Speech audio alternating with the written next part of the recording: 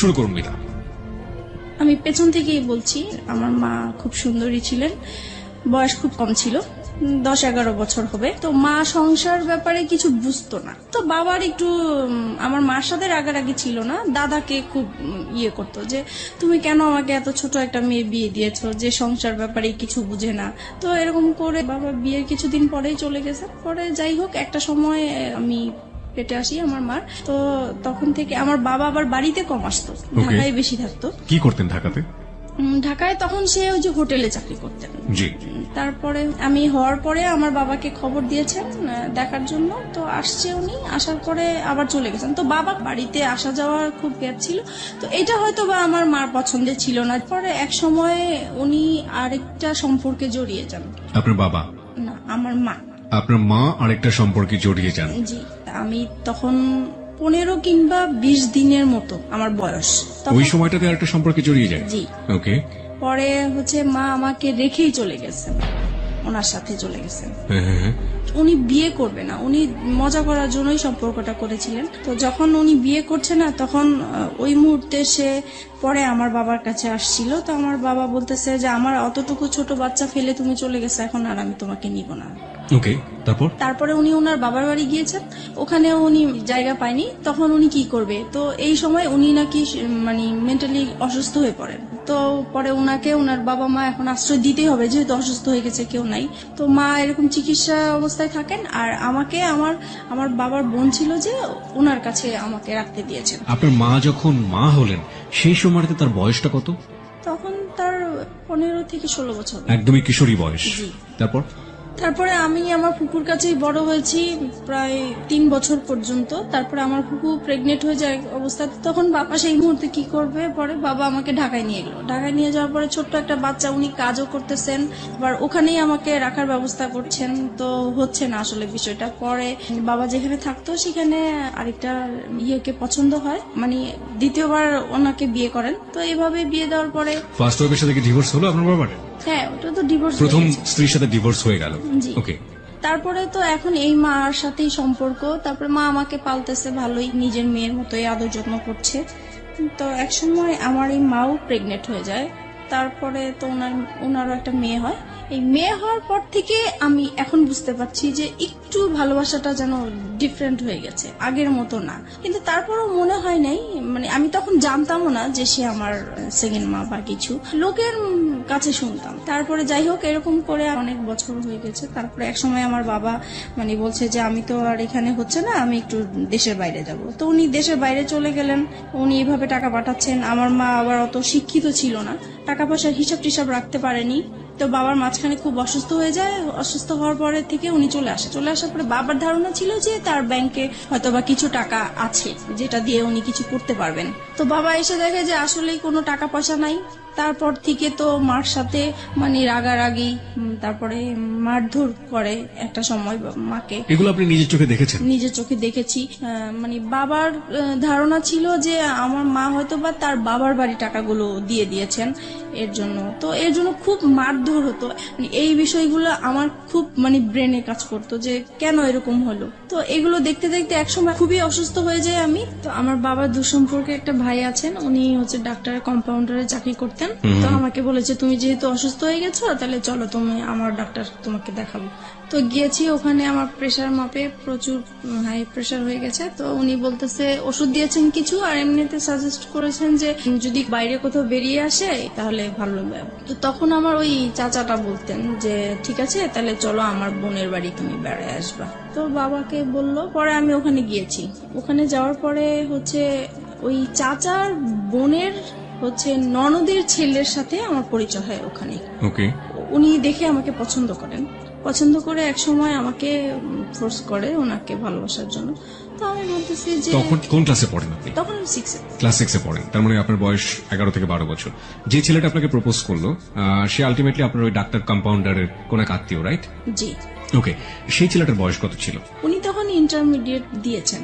Fine. তারপর তারপর আমাকে বলতেছে যে তোমাকে আমার খুব পছন্দ হয়েছে, তোমার সাথে আমি ভালোবাসার সম্পর্ক করতে চাই। তখন আমি বলেছি যে আমি তো করব না। তো বলতেছে কেন, তুমি কেন রাজি না? তো আমার ফ্যামিলির যে ব্যাপারগুলো এগুলো নিয়ে তার সাথে ডিসকাস করলাম। তখন সে বলতেছে যে দেখো, আমি তোমাকে পছন্দ হয়েছে, তোমার কি আছে না আছে এগুলো আমার দরকার নেই, তোমার সাথে আমার বিয়ে হবে এটাই হচ্ছে বড় কথা, আর কারো দরকার নেই। তো তখন আমি বললাম যে ঠিক আছে, এটা নিয়ে আমি চিন্তা করব, তারপর আপনাকে জানাবো। তো বলতেছে তুমি তো চলেই যাবা, তাহলে তোমার সাথে আমার যোগাযোগ হবে কিভাবে? তখন পরে ওনার অ্যাড্রেসটা নিয়ে আসলাম আর আমার অ্যাড্রেসটা দিয়ে আসলাম। তারপরে হচ্ছে উনি অনেকদিন পরে আমাকে একটা চিঠি পাঠায়। তো চিঠি পাঠানোর পরে চিঠিটা পড়ে ভালোই লাগলো। পরে আমি এই চিঠিটা নিয়ে অনেক ভাবতে থাকলাম যে লোকটা তো আমাকে মনে হয় সত্যি সত্যি ভালোবাসে। আর যেহেতু আমার এই বাসায় থাকতে ইচ্ছা করে না, বাবা মার ঝগড়াঝাটি, এখন যদি আমি কোথাও চলে যাই এই সংসার থেকে, তাহলে হয়তোবা আমার এই অশান্তিটা হবে না, আমি ভালো থাকবো। ওই কথা চিন্তা করে পরে আমি রাজি হয়ে গেলাম। পরে আমি একটা চিঠি পাঠালাম যে হ্যাঁ আমি রাজি আছি। তো এরকম করে আমাদের প্রায় প্রতি সপ্তাহে 2টার মতো চিঠি আসতো, এরকম দেওয়া নেওয়া হতো। প্রায় 3-4 মাস পরে হঠাৎ আমি আবার পড়াশোনার পাশাপাশি হাতের কাজ শিখতে খুব পছন্দ করতাম। তো আমি বিভিন্ন জায়গায় হাতের কাজ শেখার জন্য যেতাম। তো একদিন আমার এলাকা দিয়ে আমি যাচ্ছি, হঠাৎ তাকে দেখে ফেলি। সেও আমাকে দেখে ডাকছে। তো আমি অবাক হয়ে গেছি। কিছুক্ষণ আমি একদম চুপ ছিলাম যে যেই লোকটাকে আমি সেই চাঁদপুরে দেখে আসছি, সেই লোকটা হঠাৎ করে ঢাকায়, তাও আমার এলাকার মধ্যে কিভাবে আসলো? পরে উনি আমাকে দেখেই বলতেছে যে আমি না তোমার কাছে আসছি। তখন আমি অবাক হয়ে গেলাম যে এত দূর থেকে সে আমার কাছে আসছে। আমি চিঠি পাঠাতাম ঠিক আছে, কিন্তু উনি আসবে সেটা বলেও নাই আমাকে। তো যাই হোক, তখন ওই যে গুলশান পার্কটা ছিল, তো আমাকে সেখানে নিয়ে গেছে। যাই হোক গেলাম, যাওয়ার পরে কথা বললাম। এখন বলতেছে যে আমি তোমাকে তো আমার খুব দেখতে ইচ্ছা করে মাঝে মাঝে, এখন কি করব? তো আমি বলতেছি দেখেন, আমার তো আসলে এরকম বাইরে বের হওয়ার অভ্যাস নেই, আর তাছাড়া আমার খুব ভয় লাগে যে কোথায় কেউ দেখে ফেলে কিনা, পরে বাবার কাছে বিচার যাবে, এটা আমার খুব খারাপ লাগবে। তো বলতেছে যে না, দেখবে না, তুমি ওইভাবেই আসবে। তো এরকম করে প্রায় 2-3 মাস পর পর আমাদের দেখা হতো। 2-3 মাস পর পর ঢাকাতে আসতো বাড়ি থেকে আপনার সাথে দেখা করার জন্য? উদ্দেশ্যটা ছিল আমার সাথে দেখা করার, কিন্তু ওর রিলেটিভ থাকতো ঢাকা, ওখানে আসতো। তো তারপর একটা সময় ওর রেজাল্ট ভালো হয়। আপনি ঢাকায় কোথায় থাকতেন সেই সময়? আমি ঢাকায় হচ্ছে মহাখালী থাকতাম। মহাখালী থাকতেন। হ্যাঁ, যেটা বলছিলেন যে ওর রেজাল্ট ভালো হয়নি, মানে ইন্টার রেজাল্ট ভালো হলো নাকি অন্য কোনো পরীক্ষা? না, ইন্টার। ও এইচএসসি তে ভালো করলো না, কি ছিল রেজাল্ট? মানে ফেল করেছে সে। ওকে, ভালো না হওয়া বলতে মানে ফেল করেছে, ভয়াবহ খারাপ। ওকে, তো ফেল করেছে। পরে হচ্ছে তার বাবা খুব চাপ দিল। তো বলতেছে যে তুমি বাড়িতে সারাক্ষণ থেকেও যদি পড়াশোনা ভালো না করো, ওদের দোকান ছিল, তো বলতেছে দোকানেও বসবে, দেন পরীক্ষাটাও দিবে। তো এখন তো ঢাকায় পার্মানেন্টলি চলে আসলো, তো আমাদের প্রায় এরকম দেখা হতো। পরে এই বিষয়টা নিয়ে আমি আমার বাবা মাকে জানাই। বাবা মাকে তো জানানো উচিত, মাকে জানাচ্ছি প্রথমে। পরে মা বলতেছে যে করো, যেটা তোমার ভালো মনে হয় সেটাই করো। আমি চাইবো না যে তুমি এমন কিছু করো যে আমাদের এলাকার মধ্যে একটা নাম আছে, আমি চাই না সেইটা আমাদের খারাপ কিছু আসুক। আপনার মা এটা আপনাকে বললো? জি। ওকে, আপনি মাকে কি বলেছিলেন? বলেছিলাম ও আমাকে পছন্দ করে, আমিও ওকে পছন্দ করি। দুজনেই আপনারা দুজনকে পছন্দ করেন। তারপর আমাদের সম্পর্কটা কন্টিনিউ হতে থাকে। তারপরে একটা সময় আমার বাবা খুব ঝগড়াঝাটি করে, আর ওই একই বিষয়কে কেন্দ্র করে, একই বিষয় নিয়ে। সেই দিন একদম খুবই খারাপ পর্যায়ে। তখন স্বাভাবিক ভাবেই সন্তানরা মার সাপোর্টই নিয়ে থাকে, তো আমিও মার সাপোর্টে কথা বলতাম। তো এই কথা বলাতে বাবা মানে আমার উপর খুব বিরক্ত হতো। পরে একটা সময় বলে উঠলো যে তুমি কার জন্য কথা বলছো, তুমি জানো এটা যে তোমার মানা? আমি এতদিন মানুষের কাছে শুনে আসছি, বাবা মার মুখ থেকে কখনোই শুনিনি। তার মানে আপনি আগে জানতেন না যে আপনার আসল মা ইনি না? না, আমি জানতাম, আমি অন্যের মুখ থেকে শুনেছি, কিন্তু তাদের মুখ থেকে কখনো শুনিনি। বাবার মুখ থেকে শুনতে অসম্ভব রকমের খারাপ লাগলো, তাই তো? জি। ওকে, তখন থেকে আমার মানে কথাটা মানে খুব কানে লাগছে যে আসলেই কি এরকম? আমি তো এতদিন মানুষের কাছে শুনেছি, তাহলে তো সত্যি এরকম, তাহলে তো আমার সেই মার সাথে দেখা করা উচিত। তারপরে হচ্ছে আমি সবসময় ভাবতে থাকি যে কিভাবে দেখা করব। তো এক সময় আমাদের একটা নেবার ছিল, উনি এক সময় আমাদের গ্রামের বাড়ির ছিলেন। তো আমারও খুব উৎসাহ হলো যে তাহলে তো উনার মাধ্যমে দেখা সম্ভব। তো বলছে যদি আপনি দেখা করাই দিতে পারেন আমার খুব ভালো হতো। তো বলছে তোমার মা তো সবসময় তোমার জন্য কান্নাকাটি করে, তাহলে আমি এবার বাড়ি যেয়ে বলবো তাকে। তারপরে উনি আপনার মার সম্পর্কে একটু জানি, ততদিনে কি বিয়ে হয়েছে আপনার মার? হ্যাঁ, যখন অসুস্থ হয়ে যায় তখন তার ভাই ভাইরা ওই লোকটাকে ধরে তারপরে মানে তার সাথে বিয়ে জোর করে বিয়ে দিয়ে দেয়। জি, ওকে, বিয়ে করে দেয়। তারপরে ওই সম্পর্কে আছেন উনি। এখন এক্সিস্টিং ওই সম্পর্কে আছেন। জি। ওকে, ফাইন। তারপর আপনি মার সঙ্গে দেখা করলেন, তারপর কি হলো? তারপরে আমার মা আসলেন, আসার পরে দেখা করলাম। দেখা করার পর উনি প্রথমে দেখে কান্নাকাটি করলো, যেটা স্বাভাবিক। তো আমার না মার জন্য কোনো ফিলিংস আসে নাই। আমার বিশ্বাসই হচ্ছে না যে এ আমার মা, এই ভদ্র মহিলাটা মা। আম্মা। তারপরে হচ্ছে মানে কেমন জানি লাগতেছে আমার কাছে, খুবই অপরিচিত। আমার মা ডাকতেও ইচ্ছা করছে না, কিছুই না। তারপরে উনি আমাকে লাস্টে বললো, শুধু এটাই বললো যে তোমাকে আমি আমার ইচ্ছে করে ফেলে আসি নাই, আমার কিছু সমস্যা ছিল এই কারণে ফেলে আসছি। আমি তাকে কোশ্চেন করেছিলাম। আপনার মাকে আপনি কোশ্চেন করলেন প্রথম দেখাতে, তুমি আমাকে কেন ফেলে এসেছিলে? কেন ফেলে আসছি? তখন আপনার মা এই উত্তরটা দিয়েছিল। হ্যাঁ, তখন বলেছে আমি বাধ্য হয়েছিলাম। যে যাই হোক, উনি ওনার মতো বললো, কিন্তু তারপরও আমার মার জন্য আমার কোনো ফিলিংস কাজ করলো না। তারপরে উনি লাস্ট যে কথাটা বলেছেন যে তুমি একবার শুধু আমাকে মা ডাকো। তা আমি অনেক চেষ্টা করেছি কিন্তু পারিনি, ডাকার জন্য পারিনি, কারণ আমি তো তাকে কখনো দেখিই নেই। কিভাবে তাকে মা ডাকবো? হুট করে তো আর মা ডাকা যায় না। তারপরে হোক ডাকিনি, তো আমি বলছি যে আপনার সাথে যদি আমার যোগাযোগ থাকে তাহলে আমি একসময় হয়তো বা আমার মুখ থেকে শুনতে পাবেন, কিন্তু এখন আমি বলতে পারবো না। তারপরে আমি বাসায় চলে আসি। বাসায় আসার পরে আমি ওই যার মাধ্যমে আমার মাকে পরিচয় হয়েছে, তো উনাকে বলে দিছি যে আমি যে আমার এই মার সাথে দেখা করেছি এটা আমার এই মার কাছে বলবেন না, ইভেন কি আমার বাবার সাথেও বলবেন না। তো উনি বলছে ঠিক আছে, তুমি জানাতে না চাইলে বলবো না। তো আমিও জানাই না এই বিষয়টা, এইভাবেই আছে। তো আর কখনোই মনে হয় নাই যে আমার মার সাথে আমি দ্বিতীয়বার দেখা করি বা কথা বলি, এরকম কখনোই আমার ফিলিংস আসেনি। তারপরে একটা সময় বাবার এরকম আরো বেশি জ্বালাচ্ছে, অশান্তি করছে। তারপরে চিন্তা করলাম যে বিয়ে করে ফেলি, তাহলে চলে গেলে আর বাবা মার এই ঝগড়াঝাটি দেখতে হবে না। তখন আপনার বয়স কত? তখন 14-15 হবে। ওই ছেলেটার সাথে এই চিন্তা ভাবনা করছেন? জি। এবং পরিবার থেকে এই ধরনের অশান্তি থেকে বের হয়ে যাওয়ার বের জন্য হওয়ার জন্য এই ধরনের প্ল্যান। জি। ওই ছেলেটাকে কি মনে প্রাণে তখন ওই ছেলেটার প্রতি এক ধরনের এফেক্টেড হয়ে যাওয়া, একদম অদ্ভুত রকমের ভালো লাগা, ওকে দেখলে না দেখলে ভালো লাগে না, একেবারে মজে আছেন ওর প্রেমে, এরকম একটা ব্যাপার কি ছিল? এইরকম কিছু ছিল, কিন্তু আমার বেশি কাজ করতে হলো যে এখান থেকে আমাকে বের হতে হবে। ওকে, সেটা যে কোনো ভাবেই হোক না কেন। যে কোনো ভাবেই হোক। কেন বেরোতে হবে? কারণ এখানে যে মা বাবা ঝগড়াঝাটি করছে, এগুলো আমি যত দেখছি ততই আমি অসুস্থ হয়ে পড়ছি। যে আপনি চেষ্টা করছিলেন যে কোনো ভাবেই হোক না কেন আপনার এই পরিবার, যে পরিবারে আপনি বড় হয়েছেন, সেই পরিবার থেকে যে কোনো ভাবে বের হয়ে যাওয়া। তারপরে আমি ওকে বললাম বিয়ের কথা। তো সে বললো যে এখন বিয়ে করব, এখন তো আমি নিজের পায়ে এখনো দাঁড়াতেই পারিনি। তো আমি বলছি যে দেখো, এখন আমাকে এখান থেকে বের হতেই হবে। তো সে বললো যে ঠিক আছে, আমি আমার বাবা মাকে বিষয়টা জানাই। তো সে তার বাবা মাকে জানিয়েছে। তো ওনারা প্রথমে রাজি হয়নি, পরে ও একটু রাগারাগি করলো ফ্যামিলিটা। তখন ওর বাবা এক সময় মেনে নিল যে ঠিক আছে, তুমি যেটা বলছো সেটা, তবে আমরা যাব, কথা বলবো ওদের সাথে। তারপরে ততদিনে ও তো ওর বাবার দোকানে বসে কাজ করছে এবং পাশাপাশি পড়াশোনা করছে, ইন্টারমিডিয়েট ফেল করেছে সব গৌরবে, তাই তো? ওকে। তখন তারপরে আমি বললাম যে না, আমি এটা ফ্যামিলিগতভাবে করতে চাচ্ছি না। তখন বলছে কেন?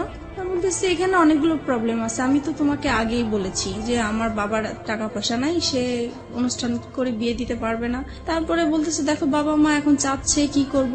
পরে আমি বলতেছি দেখো, এখন যদি আমাকে তুমি ভালোবেসে থাকো, বিয়ে যদি করতে হয় একা করতে হবে, কারণ আমি আমার বাবার অবস্থা জানি, আমি নতুন করে অশান্তি দিতে পারবো না। তখন সে রাজি হয়ে গেল বিষয়টা। তো আমরা একদিন ঘুরতে গিয়েছিলাম, ওখান থেকে হঠাৎ করে সে আমাকে কাজে অফিসে নিয়ে যায়। আমিও জানতাম না যে আজকে আমার বিয়ে হবে। তারপরে হচ্ছে বিয়ে করে ফেলি।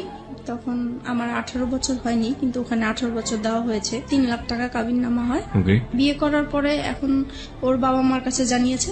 ওর বাবা মা বলছে আমরা যেখানে রাজি হয়েছিলাম তুমি সেখানে একা কেন করতে গেলে, রাইট? তারপরে বলতেছে তাহলে তুমি আমার বাড়িতে আর উঠবা না। তো এখন ও কোথায় যাবে? পরে কি করব, আমি আমাদের বাসায় নিয়ে আসলাম। পরে মাকে বলেছি, বাবাকে বলছি, কারণ তাদের আমার মনে হচ্ছে তারা খুশি হয়েছে, যেহেতু তাদের কোনো টাকা পয়সা খরচ হচ্ছে না। তারপরে যাই হোক, আমরা ওখানেই ছিলাম প্রায় 2-3 মাস। পরে আমার হাজবেন্ডের খালা আছে, বড় খালা, ওরা সবাই ওই খালার কথা শুনেই চলে। তো ওনাকে জানিয়েছে বিষয়টা। তো উনি ওর বাবাকে যেভাবেই হোক ম্যানেজ করেছে। 2-3 মাস পরে আমাকে মেনে নেওয়া হয়। পরে আমি ওর সাথে চাঁদপুরে চলে গেলাম। আমার শ্বশুর মেনে নিতে হবে দেখেই মেনে নেওয়া, কিন্তু মন থেকে যে মেনে নেওয়া সেটা আসলে হয়নি। ওনাকে সালাম করলে কখনোই সালামের উত্তর নিত না। তাছাড়া আমার সাথে কথা বলতো না। তারপরে আমি যদি ভাত বাড়তে যেতাম টেবিলে, উনি কখনোই খেতে আসতো না। আর সারাক্ষণ ওনার ছেলেকে বকা এমনকি আমার সামনে মারতেও গিয়েছে যে কেন তুমি এরকম মেয়ে বিয়ে করলে। বড় ছেলে নিয়ে সবারই একটা আশা ছিল। তারপর হয়েছে যেটা এখন শাশুড়ি কেমন ব্যবহার করতো, বাকি মেম্বার যারা ছিল তারা কেমন ব্যবহার করতো? মোটামুটি ভালোই ছিল, কিন্তু শাশুড়ি ননদ এরা সবসময় আমাকে ভুল ধরার চেষ্টা করতো। আচ্ছা, তাদের মন পাওয়ার জন্য আমি সবকিছু কাজ করেছি, তারপরেও সব সময় ভুল ধরতেই থাকতো। এক সময় হয়েছে কি, বড় ধরনের একটা ঝগড়া হয়েছে। সেটা হচ্ছে আমার শ্বশুর শাশুড়িরা ওনারা চিটাগাং গিয়েছে বেড়ানোর জন্য। যেহেতু ঢাকায় বড় হয়েছি, পুকুর দেখে আমার খুব ইচ্ছা হয়েছে যে আমি একটু পুকুরে গোসল করবো। ওকে। ওনাদের বাড়ির কেউ আবার পুকুরে গোসল করেন, ওনারা খুব পর্দাশীল মানুষ। ছেলের বউ কেন পুকুরে গোসল করবে, কিন্তু পুকুরটা চারপাশে ঢাকা ছিল। ওকে। তারপরেও মানে পুকুরটা পর্দাসীন পুকুর। জি, তারপরে ওখানে আমি গোসল করেছি। আমার দেবরটা হচ্ছে কি, মানে আমার সাথে এরকম আচরণ করতে মনে হয় যে আমার ভাসুর, সে আমাকে পরিচালনা করবে। তো এটা আমার পছন্দ হতো না। তো সে এসে আমাকে বলতেছে, কি ব্যাপার, আপনি কেন পুকুরে গোসল করলেন, এই সেই, আপনি জানেন না পুকুরে গোসল করে আমাদের পছন্দ না। তো বলছে আমার একটু ভালো লাগছে, আর বাড়িতে তো কেউ ছিল না। এই নিয়ে সে আমার বাবা মা তুলে গালাগালি শুরু করছে। আপনার হাজবেন্ড কি করছিল তখন? ও তো ঢাকায় থাকতো, আমি বাড়িতে থাকতাম। আচ্ছা।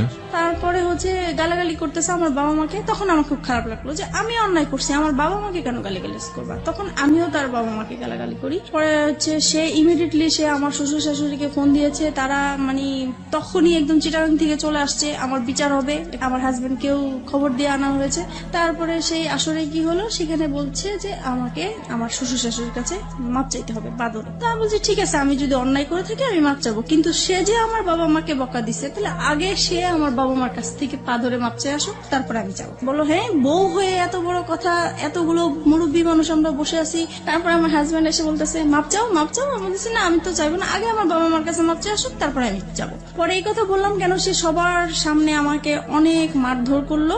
এই সে প্রথম আমার গায়ে হাত তোলে। আমি বিয়ে কতদিন পরে? প্রায় 3-4 মাস পরে। ওকে। পরে সেদিন রাতে আমার প্রচুর রাগ উঠলো। তারপরে আমি করলাম হচ্ছে যে তাকে বললাম রাগের মাথায় যে কালকের মধ্যে যদি আমাকে ঢাকায় নিয়ে না যাও, তাহলে আমার এখানে লাশ দেখবো আমার।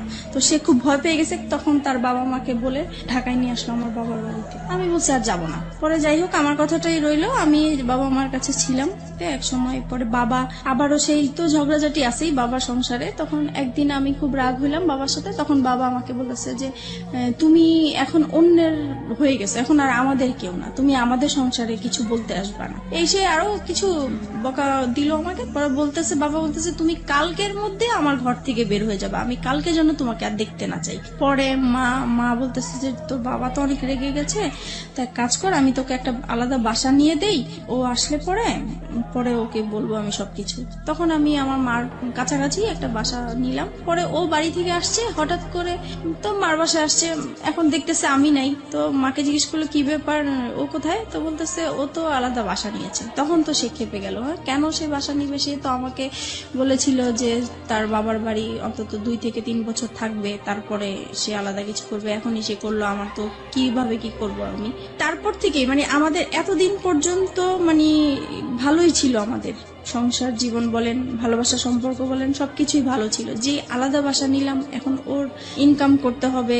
বাবা মা চাপ দিচ্ছে যে নিজে নিজে বিয়ে করেছো, তারপরে বউকে আবার বাবার বাড়ি রেখে আসছো, তো এটা তো ঠিক হয় নাই। তোমার শ্বশুর বাড়ি থেকে কিছু না পাই, অন্তত বউ সেবাটা তো আমাদের পাওয়া উচিত, তুমি কেন আমাদের বউ সেবা থেকে বঞ্চিত রাখছো? এই তো তার মাথায় একটা প্রেশার আছে। তারপরে এভাবে আমাদের প্রায় 2টা বছর কেটে যায়। বাসার খরচটা কিভাবে আসতো? পরে ও ওর বাবার দোকান থেকে নিয়ে আসতো টাকা পয়সা, প্রতি মাসে মাসে টাকা পয়সাগুলো নিয়ে আসতো। জি। ওকে। এবং এটার জন্য পারিবারিক ভাবে ওকে বিভিন্ন রকমের হ্যাসেল পোহাতে জি হতো। জি। তারপরে আমার বেবি পেটে আসে। তো একটা সময় বুঝতে পারলাম যে আমার বেবি হওয়ার পর থেকে আমার হাজবেন্ডের অ্যাটিটিউড একটু আলাদা হয়ে যাচ্ছে, কি রকম যেন হয়ে যাচ্ছে, খিটখিটে মেজাজ হয়ে যাচ্ছে। তার সব কাজ নিখুঁত হতে হবে এরকম। কি রকম রান্না করলাম, রান্না ভালো হলো না, এটাতে এই লবণ বেশি হলো, হলুদ বেশি হলো, ভাত কেন নরম হলো, এই রকম মানে সামান্য বিষয় নিয়ে মানে ঝগড়াঝাটি হতো আমাদের।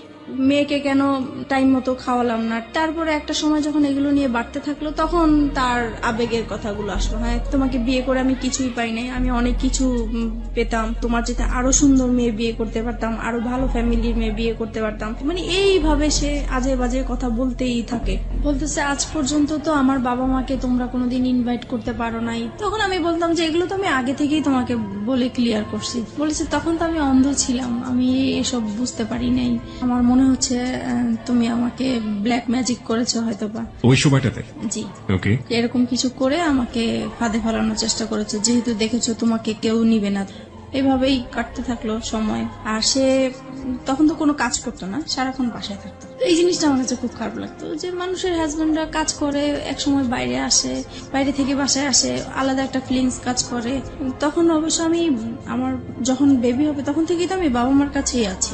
পরে এক সময় এটা নিয়ে বাবা মা আমার উপরে রাগ করে যে তুমি এতদিন আমাদের ঝগড়া দেখে তোমরা এরকম করছো, এখন তোমরাও ঝগড়া করতেছো। তখন কি করবো আর, পরে একদিন বাবা প্রচুর ঝগড়া করে মার সাথে। তখন আমি বলতেছি কি যে তুমি এরকম ঝগড়া করো না, তোমার জামাই পাশের রুমে থাকে, খারাপ বলে ঝগড়া করো না, যদি ঝগড়া করতে হয় তাহলে এই বাড়িতে আর আসবে না, তুমি অন্য কোথাও চলে যাও। তো বাবার মাইন্ডে খুব লাগছে যে মেয়ে হয়ে আমাকে এই কথাটা বললো। পরে বাবা আমাদেরকে ছেড়ে চলে গেছে, তো ও আলাদা বাসা নিবে এখন।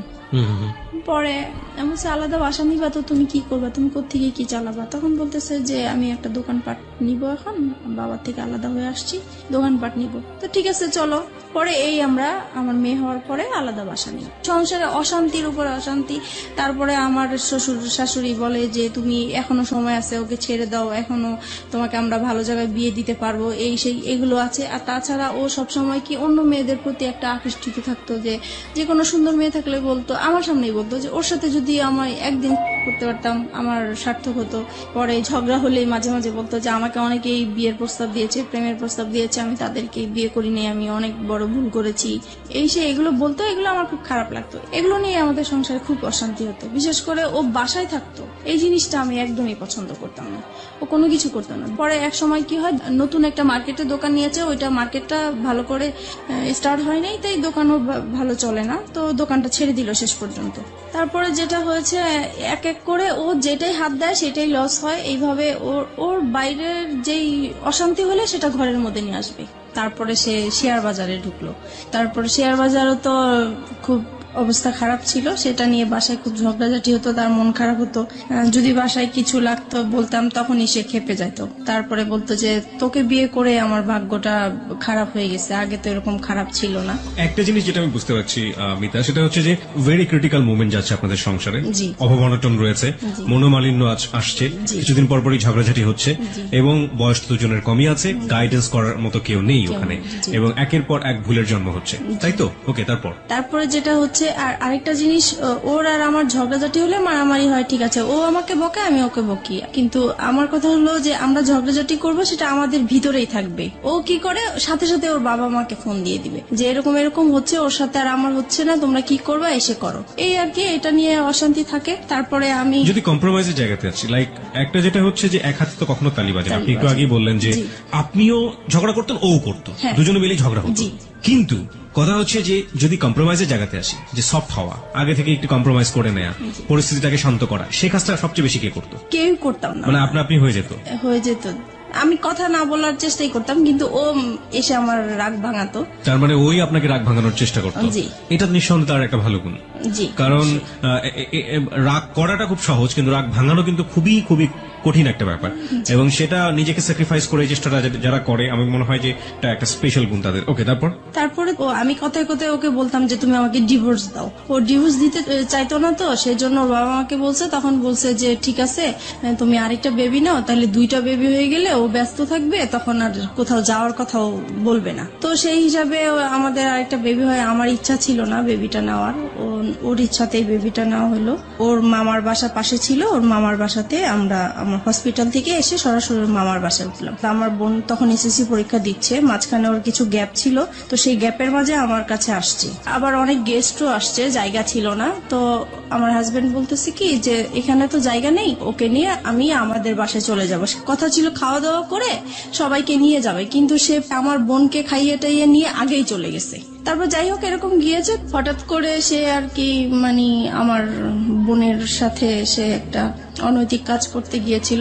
সেটা আমি বুঝতে পারি নাই, আমি 3 মাস পর জানতে পেরেছি। আপনি 3 মাস পরে এটা জানতে পারেন? জি। কিভাবে জানতে পারেন? আমি ও আসতো না তো, গ্যাপ ছিল, তখন আমি জিজ্ঞেস করছি কি ব্যাপার, ও আমার বাসায় আসে না কেন? আমি তো এরকম কিছু করি না যে ও আসা বন্ধ করে দিবে। তখন মা বলতেছে যে ও আর যাবে না তোমাদের বাসায়। তখন আমি বললাম যে কেন যাবে না? তখন সে কথাই বললো আর কি। তার মানে আপনার বোন গিয়ে আপনার মাকে বলেছিল এবং পরবর্তীতে আপনার মা আপনি জিজ্ঞেস করার প্রেক্ষাপটে আপনাকে এটা বলেছিল। এই যে ঘটনাটা যখন আপনার হাজবেন্ড এরকম কাজ করলো, তখন আপনাদের সাথে মানসিক যে সম্পর্ক হাজবেন্ড ওয়াইফের মধ্যে, সেই সম্পর্ক কি অবস্থায় ছিল? তখন তো খারাপ ছিল, খুব খারাপ অবস্থায় ছিল। জি। ওকে, তারপরে এটা জানার পরে আমি ওকে প্রশ্ন করলাম যে তুমি এরকম কিছু করেছো কিনা? তো সে বলতেছে যে না, আমি এরকম কিছুই করি নাই।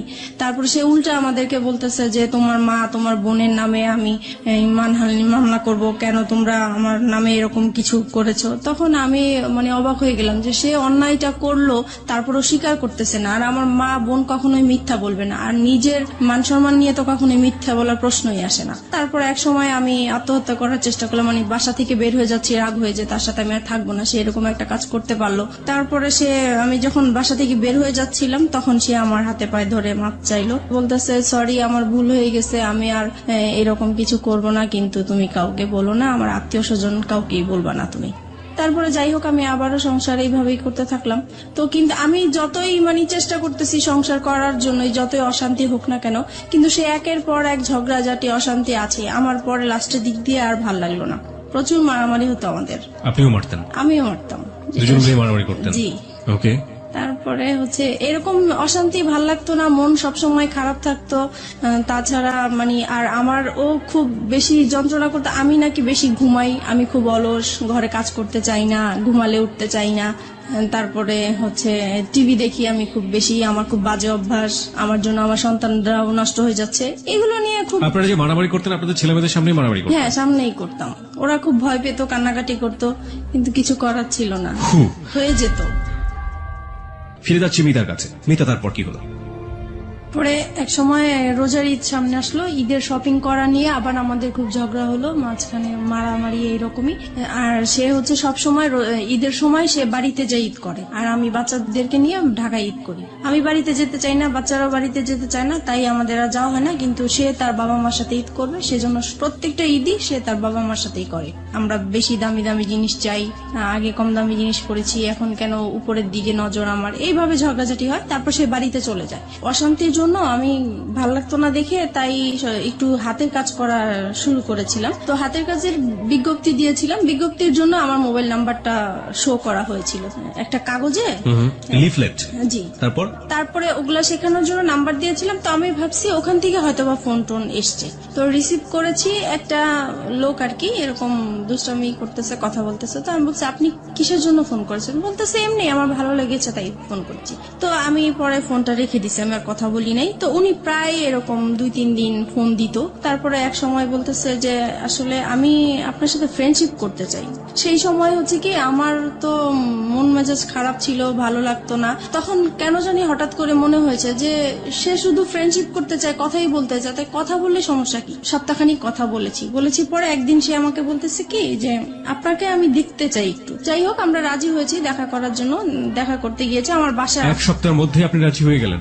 জি। তারপরে দেখা করলাম, পরে সে আমাকে একটা কথা বললো যে আচ্ছা আমরা তো ফ্রেন্ডশিপ আছি, আমরা কি ফ্রেন্ডশিপের বাইরে অন্য কিছু করতে পারি? তো আমি বলছি কিরকম? বলতেছে যা হয় আর কি। তো আমি বুঝতে পারছি উনি খারাপ কিছু ইঙ্গিত দিয়েছে আমাকে। তো আমি বলছি না, এটা আমার পক্ষে সম্ভব না। তারপর এই বলে আমি পরে ওখান থেকে তার সাথে আমার সম্পর্ক শেষ হয়ে গিয়েছে। Fine, let me no one thing, আপনার সম্পর্কে উনি কতটুকু জানতেন? আপনার যে 2 সন্তান আছে? আমি সবই বলেছি, আমাদের কথা এগুলোই হতো, আমার সংসারে কি হয়েছে না হয়েছে, আমার কিভাবে বিয়ে হয়েছে। আপনি সবকিছুই এক সপ্তাহের মধ্যে তাকে শেয়ার করে দিয়েছেন? জি। আমার তো কখনোই ফ্রেন্ড ছিল না, তাই প্রথম তাকে পেয়েছি, ফ্রেন্ডশিপ যেহেতু করে ফেলেছি সেজন্য আমি আমার কথাগুলো বলেছি, একটু হালকা হওয়ার জন্য বলতে চেয়েছিলাম। Okay fine. এবং এটা জানার পরে সে আপনাকে ফার্স্ট দেখা হতে সে আপনাকে ধরনের একটা অফার করলো? জি। তারপরে আমার কাছে খুব খারাপ লাগলো বিষয়টা, যে আমি তাকে তো সবকিছু আমি তাকে বলেছি, সে কেন আমাকে এই ধরনের প্রস্তাব দিবে। পরে আমি আর তার সাথে কথা বলি নাই। পরে সে ফোন দিত আমাকে, প্রায় আমি রিসিভ করতাম না। পরে অনেক ডিস্টার্ব করতো দেখে পরে একদিন রিসিভ করে বলতেছে আপনি আমাকে আর ফোন দিবেন না, আপনার সাথে আমি আর কথা বলতে চাই না। তো যাই হোক এখানেই স্টপ হয়ে গেল। এটা তার খুব মাইন্ডে লাগলো যে আমি তাকে এইভাবে ইগনোর করলাম। তারপরে সে আমার নাম্বারটাই তার ফ্রেন্ডকে দিল, আমি এটা জানতাম না যে তার ফ্রেন্ড। প্রায় 1-2 মাস পরে আমাকে আবার একটা রং নাম্বার থেকে ফোন আসছে। তো এবার ভাবছি যে আর কোনো ফোন ধরবো না, কারণ রং নাম্বারে আসলে সবাই ভালো থাকে না। পরে ওই নাম্বারটা থেকে প্রায় ফোন টোন আসে, তারপরে এত ফোন আসে নিশ্চয়ই আমার কোনো কাস্টমার হতে পারে বা কিছু, ধরি। তো সেই একই রকম কথাবার্তা বলতেছে, ওনার পরিচয় দিল। তারপরে আমি কথা বলতে শুরু করলাম। পরে বললো যে আসলে আপনি কি চান, আমি ওনাকে জিজ্ঞেস করলাম। তো উনি বলতেছে আসলে আপনার সাথে আমি ফ্রেন্ডশিপ করতে চাই। আমি বলছি যে না, আমি কারোর সাথে ফ্রেন্ডশিপ করবো না, আপনি ভুল জায়গায় ফোন দিয়েছেন। প্রায় 3 মাস পরে উনি আবার ফোন দিয়েছে। তো সেই সময় তো আর আমার নাম্বারটা মনে ছিল না, আমি বুঝতেও পারি নাই যে উনি ফোন দিয়েছেন। তারপরে উনি বলতেছে দেখেন আসলে আমি আপনার কাছে কিছুই চাই না, আমিও নিজে খুব মানসিক অবস্থা খুব খারাপ, তাই আমি চাই আপনার সাথে একটু ফ্রেন্ডশিপ করার জন্য। তো আমি আবারও আমার মনটা জানি কেমন হয়ে গেলাম। তো আমি ভাবলাম ঠিক আছে, দেখি, সবাই তো আর খারাপ হতে পারে না, কথা বলে দেখি। তো এইভাবে ওনার সাথে কথা বলতে বলতে প্রায় 1 সপ্তাহ হয়ে গেছে কথা বলছি। 1 সপ্তাহ পরে ও আবার বাড়ি থেকে চলে আসছে পরে আমি মোবাইলটা অফ করে রাখছি, যে জানি এখন যদি ফোন আসে আমি রিসিভ করলে সমস্যা হবে। তো আমি 2 দিন আমার ফোনটা অফ ছিল। পরে এক সময় ও কাজের জন্য বাইরে যায়, পরে আমি ফোনটা খুলি, খোলার পরে সেই ফোনটা আবার আসে। পরে আমাকে বলতেছে দেখেন আপনি 2 দিন ফোনটা অফ করে রেখেছেন, আমার আসলে খুবই খারাপ লাগতেছে, আমি আপনার প্রেমে পড়ে গেছি, মানে এরকম করে বলতেছে। তো আমার কাছে কেমন জানি বিষয়টা লাগলো। তো আমি আর কিছু বলি নাই, আমি ভাবছি কি হয়তো বা দুষ্টামি করে বলে, অনেকে তো দুষ্টামি করে বলে, সেই রকম হয়তো বা বলে। তারপরে যাই হোক, রাতে আবার ফোন দিয়েছে উনি, এখন তো আপনাকে আমার খুবই দেখতে ইচ্ছা করতেছে, আমার খুবই খারাপ লাগতেছে। তখন আমি বললাম যে দেখেন আমি তো দেখতে সুন্দর না, আর আমাকে দেখলেও আপনার পছন্দ হবে না, আপনি যেহেতু ভার্সিটিতে পড়েন, আপনি খুবই স্মার্ট, আমি আপনার পাশে একদম মানানসই হবো না, রাস্তায় দেখলে মানুষ হাসবে, মানে আমি এরকম করে বলতেছি যেন সে মানে আমার দেখার ইচ্ছাটা না জাগে। ওনার নামটা কি ছিল? ওনার নাম রাসেল ছিল। Russell, okay fine. তারপরে হচ্ছে এখন বলতেছে দেখা করব। তো আমি ভাবলাম যে দেখা করব তো, আর আমার এই বিজনেসের কারণে আমার কাঁচামাল আনার জন্য মার্কেটে যেতে হয়। তো আমি বলতেছি তো ঠিক আছে, আমার তো শুক্রবারে শপিং এ যাব আমি, তখন হয়তোবা সেই ইয়েতে আপনি যদি মার্কেট আসেন তাহলে আমি ওখানেই দেখা করতে পারবো। তো উনি রাজি হয়ে গেল। নির্দিষ্ট জায়গা বললাম, ওখানে উনি গাড়ি নিয়ে দাঁড়িয়েছিল আমার জন্য। তারপর ওনাকে দেখে মানে আমি খুব অবাক হয়ে গেলাম যে অনেক সুন্দর লোকটা। উনি আমাকে দেখে হাসতেছে মিটমিট করে। তো আমি জিজ্ঞেস করলাম আপনি কেন হাসতেছেন? বলতেছেন আপনি তো ফোনে অনেক কিছুই বলছেন, আপনি তো অনেক সুন্দর। তো যাই হোক, এভাবে কথা বলতে বলতে পরে উনি বললো আর কি যে ওনার একটা সম্পর্ক একসাথেই পড়াশোনা করতে একটা মেয়ের সাথে, ওনার সাথে সম্পর্ক নষ্ট হয়ে গিয়েছে, তাই তারপরে উনি ব্যবসা করতো, যে ওনার ব্যবসায় লস খেয়েছে, সবকিছু মিলিয়ে ওনার খুব অশান্তি, মন ভালো না, তাই সেজন্য একটা ফ্রেন্ড চায়। তো আমার সাথে এই জন্য ফ্রেন্ডশিপ করেছে। প্রত্যেক শুক্রবারই আমরা দেখা করতাম ওনার সাথে। তখন আপনি হাজবেন্ডের সাথে থাকতেন? জি। আপনার হাজবেন্ড এগুলো জানতো? কেউই জানতো না। কন্টিনিউয়াসলি আপনি গোপন করে যাচ্ছেন বিষয়গুলো। আপনার হাজবেন্ড কখনো আপনার মোবাইল চেক করতো? না, কখনোই চেক করতো। আচ্ছা, আপনি যে কথাগুলো বলতেন সেই সময়টা থেকে আপনার সন্তানরা আপনার পাশে থাকতো? না, কারণ ওরা তখন, আমার বড় বেবি তখন স্কুলে পড়তো, আর ছোটটা তো একদমই ছোট ছিল। তারপরে আপনি নীরবে নিভৃতে একা তার সাথে কথা বলতেন। প্রিয় শ্রোতা, গ্রাফটা একটু আবিষ্কার করার চেষ্টা করছি, এবং এটা এমন একটি ঘটনা যেটা সমাজে একেবারেই ঘটে না তা না, হ্যাঁ, এবং একেবারে যে হরহামেশা ঘটে তাও না, ঠিক আছে? বাট সন্দেহের জায়গাগুলো একটু পরিষ্কার করার জন্য আসলে প্রশ্নগুলো করে। আপনার হাজবেন্ড আপনাকে সন্দেহ করতে, আপনি যেটা বলছেন টুকটাক সন্দেহ করার জায়গাটা থেকে, আপনি কখন আপনার হাজবেন্ডকে সন্দেহ করতেন? না, আমি কখনোই করতাম না। কেন করতেন না? কারণ আমি জানি সে এই টাইপের মেয়ে মানুষ, দেখলে সে তাকিয়ে থাকে, সে যাবে, সে মানে এরকম আছে, এর জন্য আমার সন্দেহ হতো না। আপনি কনফার্ম ছিলেন যে সেসব কাজ করে? সে মেয়ে মানুষের প্রতি একটু উইক আছে। একটা জিনিস একটু বলেন আমাকে, প্রতি শুক্রবারে তার সাথে আপনি দেখা করতেন, কোথায় দেখা করতেন? এটাও যে আমি মার্কেটে যেতাম, আমি আমার কাজে যেতাম, পাশে উনি থাকতো, এই আর কি। ওনার সাথে একসাথে মিলে শপিং করতেন? জি। How dare you! আপনার হাজবেন্ডের সামনে যদি পড়ে যেতেন কখনো? একবার এরকম হয়েছে, তো উনি খুব সন্দেহ করতো যে প্রায় শুক্রবারে কেন মার্কেটে যায়, আগে তো এত তাড়াতাড়ি মার্কেটে যেত না। আর একটা ঘটনা কি, মানে আমি মার্কেটে যাব এই সময় আমার বিজনেসটাও খুব ভালো চলছিল, সেই উসিলা দিয়ে আমি মার্কেটেও যেতে পারছি। তো এক শুক্রবারে সে আমাকে হঠাৎ করেই ফোন দিয়েছে, ফোন দিয়ে বলতেছে তুমি কোথায়? তো আমি বলতেছি আমি বলে আসছি, কিন্তু আমি মার্কেটে আসছি, কিন্তু মার্কেটে থাকাকালীনই সে আমাকে ফোন দিচ্ছে যে তুমি কোথায়? বলতেছি আমি তো মার্কেটে। বলতেছে মার্কেটে তো কোথায়, কোন মার্কেটে? কারণ নিউ মার্কেটে অনেকগুলো মার্কেট আছে। তো আমি পরে বলতেছি কেন আমি এখানে, তো বলতেছে আমি তো আসছি। তো আমি তো পুরা ভয় পেয়ে গেছি যে কি ব্যাপার, সে কেন আসছে, আসলে সে আপনার husband? জি Okay. সন্দেহ করেই আসছে। তো তাড়াহুড়া করে ওকে বলে দিছি তুমি এখন যাও, আমার হাজবেন্ড চলে আসছে, এখন কিছু করার নাই। তো ও মন খারাপ করে চলে গেছে। পরে আমি তো আমার শপিং করতেছি, তো ও আর বুঝতে পারে নাই, এভাবেই Okay. হয়েছে। ওকে ফাইন, আমি একটু বলি ওই সময়টা পর্যন্ত কতদিন যাবত রাসেলের সাথে আপনার সম্পর্ক, ওই সময়টা ওই শুক্রবার পর্যন্ত? ওই শুক্রবার পর্যন্ত 1-1.5 মাস তো হবেই। 1-1.5 মাস। জি এই 1-1.5 মাস আপনি কন্টিনিউয়াসলি আপনার হাজবেন্ডের কাছ থেকে এই জিনিসটা গোপন করে যাচ্ছেন। বাই হার্ট আপনি এটা মনে করেন ইললিগাল রিলেশনশিপ, রাইট? অবৈধ কিনা সেটা তো বুঝতে পারতাম না, শুধু এটা বুঝতাম যে এটা করাটা ঠিক হচ্ছে না। কিন্তু সেই মুহূর্তে আমার ভালো লাগতো, তার সাথে কথা বলতে ভালো লাগতো, তার সাথে দেখা করতে ভালো লাগতো। সেই ভালো লাগার কারণেই আমি তার সাথে কথা বলেছি, দেখা করেছি। এবং এই ভালো লাগা প্রতিনিয়তই বাড়ছে, প্রতিনিয়তই বাড়ছে। আপনার কখনো মনে হতো না যে আপনি আপনার হাজবেন্ডের প্রতি অন্যায় করছেন ওই সময়টা? না, তখন আমার মনে হতো না, কারণ ও তো সংসারে সবসময় মানে ঝগড়াঝাটি করতো, ওর উপর থেকে আমার মন নষ্ট হয়ে গিয়েছে। এই মানুষটাকে তো আপনি ভালোবেসেছিলেন একটা সময়। ভালোবেসেছিলাম, ওই যে আমার বোনের যে কাজটা করেছিল সেখান থেকে ওর প্রতি আমার একটু অনীহা চলে কিন্তু সে আসছে। ঘটনা, আমি বলছি না যে এটা একটা অপরাধ না, অবশ্যই এটা একটা গৃহ অপরাধ, কিন্তু সেটার জন্য সে আপনার কাছে ক্ষমা চেয়েছে। কিন্তু আমি ক্ষমা করে দেওয়া দরকার ছিল, সেজন্য ক্ষমা করছি, কিন্তু মন থেকে আসলে ক্ষমা করিনি।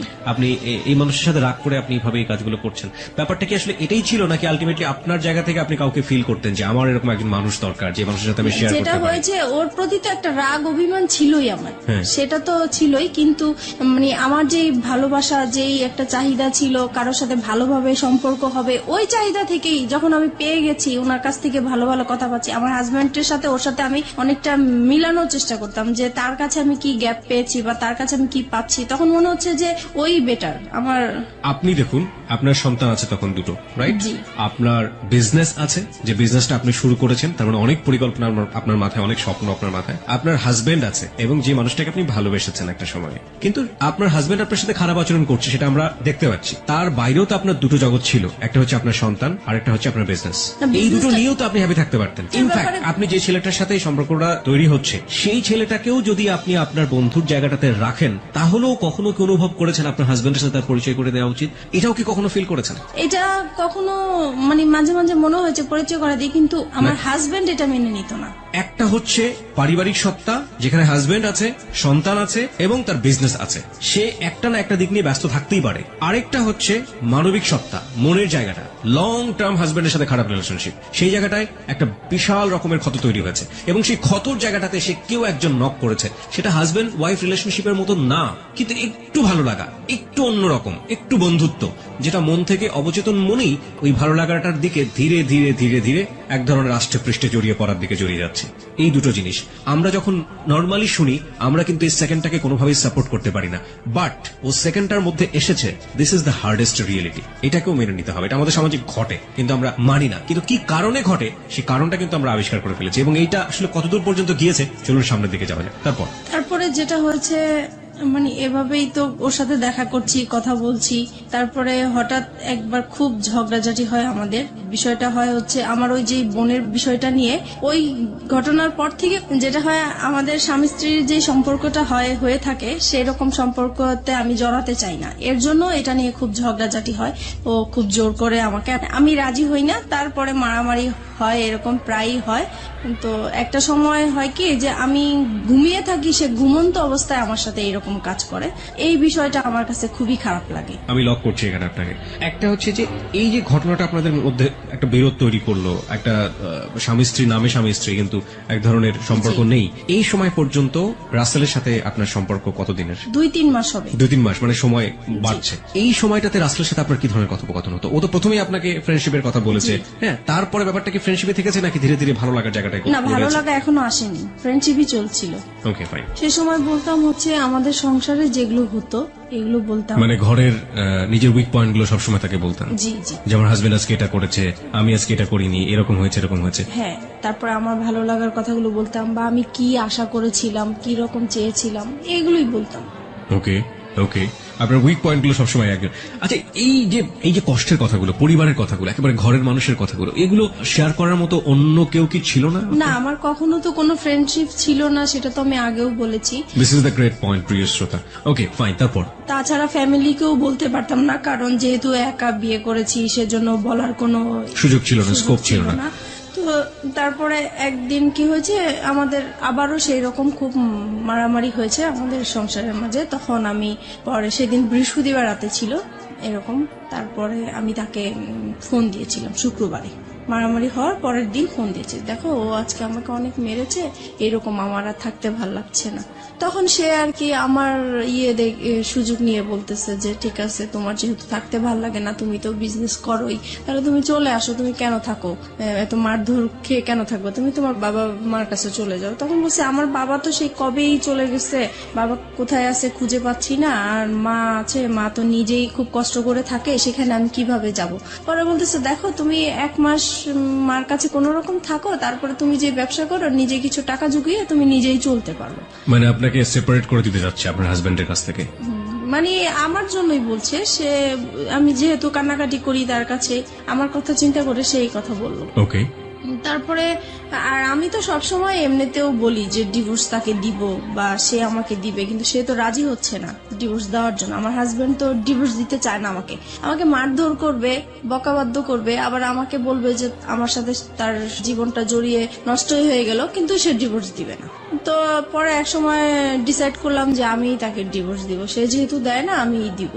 পরে একদিন রবিবারে সে দেখা করবে, সেদিন শুক্রবারে আর দেখা করতে পারি নাই দেখে সে বলতেছে ঠিক আছে রবিবারে, তাহলে এবার শুক্রবারে যখন দেখা হলো না, তাহলে রবিবারে আসো। তো আমার অফিস টাইম শেষ হলে সন্ধ্যার দিকে আসো। তো আমরা সন্ধ্যার দিকে একটা গুলশানে ফাস্টফুডে বসি, তো ওখানে বসছি। পরে সে আমার হাতটা ধরলো, এই ফার্স্ট সে আমার হাত ধরে। কয় মাস পর? ওই তো 2-2.5 মাস পরে। আচ্ছা, এই হাত ধরার আগে আপনার সেলফোনে কি কখনো এই ভার্চুয়াল হাত ধরাধরি করেছেন? না। ওকে, তারপরে এই প্রথম সে আমার হাতটা ধরার পরে আমার কাছে অন্যরকম একটা ভালো লাগা তৈরি হলো, যে মনে হচ্ছে যে খুব ভালো লাগছে এটাই।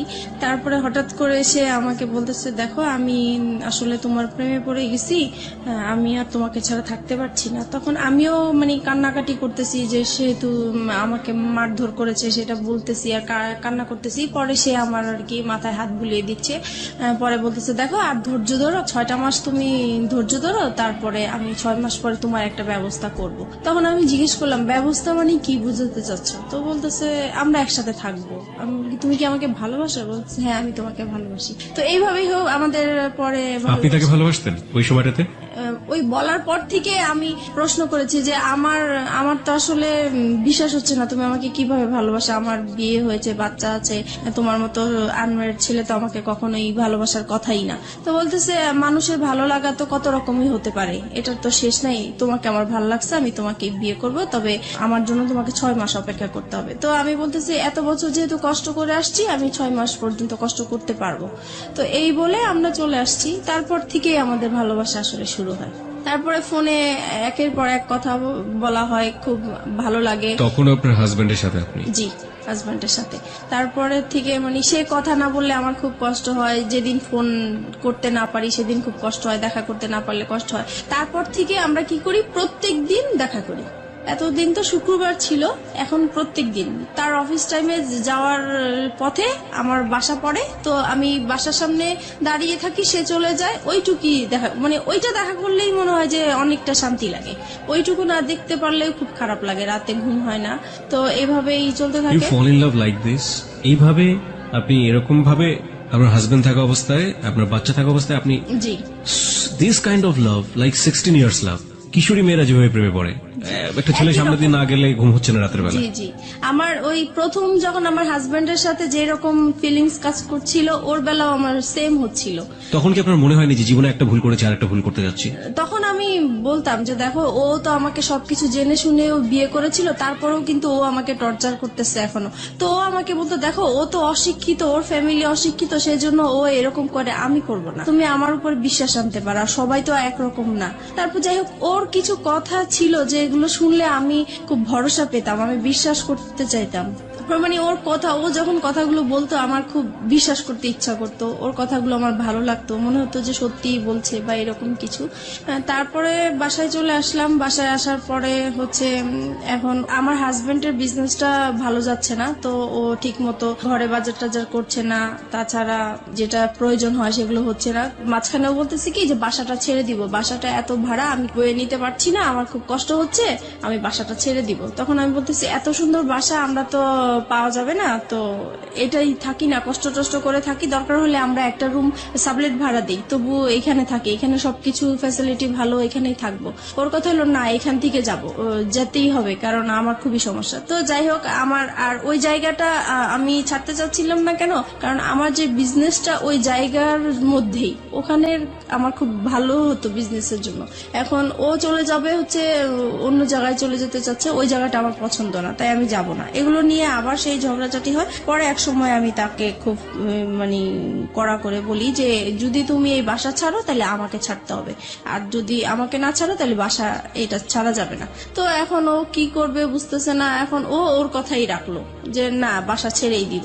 পরে যাই হোক, বাসা ছেড়ে দিছে। বাসা ছেড়ে দেওয়ার পরে দেখি যে লোকজন আসতেছে বাসা নেওয়ার জন্য, দেখার জন্য। তখন আমার খুব খারাপ লাগলো যে আমি বললাম কথাটা, আমার কথাটা সে রাখলো না। আমি তো তার কাছ থেকে এমন কিছু আশা করিনি, বাসাটা বলছি।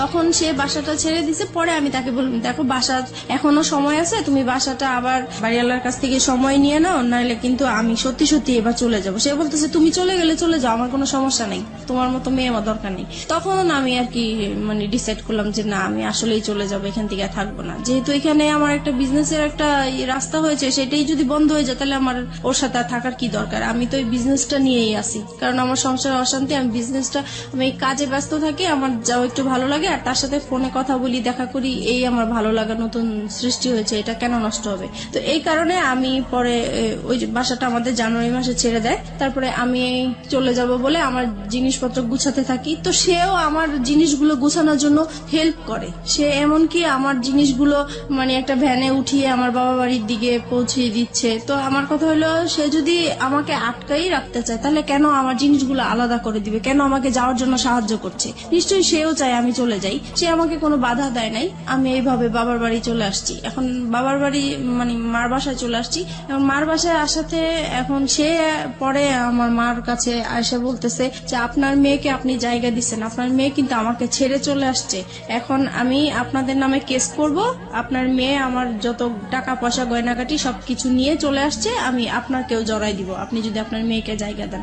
এখন মা তো মানে প্রচুর রাগারাগি করতেছে আমার উপরে যে তোমরা নিজেরা কাজ করে এখন আমার উপরে বিপদ ফেলতেছো, এখন এই লোক তো ভালো না, সে যেটা বলে সেটাই করবে, এখন আমি কি করব? আমার তোমার বাবা নাই, তোমার একটা বড় ভাই নাই, আমাদের কোনো গার্ডিয়ান নাই, তাহলে এখন কে দেখবে আমাকে? এখন তুমি আমার বাসায় থাকতে পারবে না। তো এখন থাকতে পারবে না, এখন আমি কোথায় যাব? ওকে ছেড়ে আসছি, এখন আমার যাওয়ার জায়গা নাই, যেহেতু আমাদের কোনো রিলেটিভও নাই। তো কি করব আমি? পরে আমি ওকে ফোন দিলাম, আমি যার সাথে ভালোবাসার সম্পর্ক হয়েছে আমি তাকে ফোন দিয়েছি। ফোন দেওয়ার পরে ওকে বললাম যে দেখো, আমার এখন কি করা উচিত আমি তো বুঝতেছি না, এখন মার বাসায় চলে আসছি, এখন মাও আমাকে রাখতে চাচ্ছে না। তো বলতেছে যে তাহলে তুমি এক কাজ করো, তুমি একটা বাসা নাও। পরে আমি বলতেছি বাসা নিব তো আমি টাকা কোথায় পাবো, আমি ভাড়া কোত্থেকে দিবে? এই মুহূর্তে তো আমার হাতে কোনো টাকা পয়সাই নেই। পরে বলতেছে ঠিক আছে, সেটা আমি দেখবো, তুমি আগে খোঁজো বাসা। তারপরে আমি হচ্ছে সাবলেটের মধ্যে বাসা খুঁজতে গেলাম ওখানে।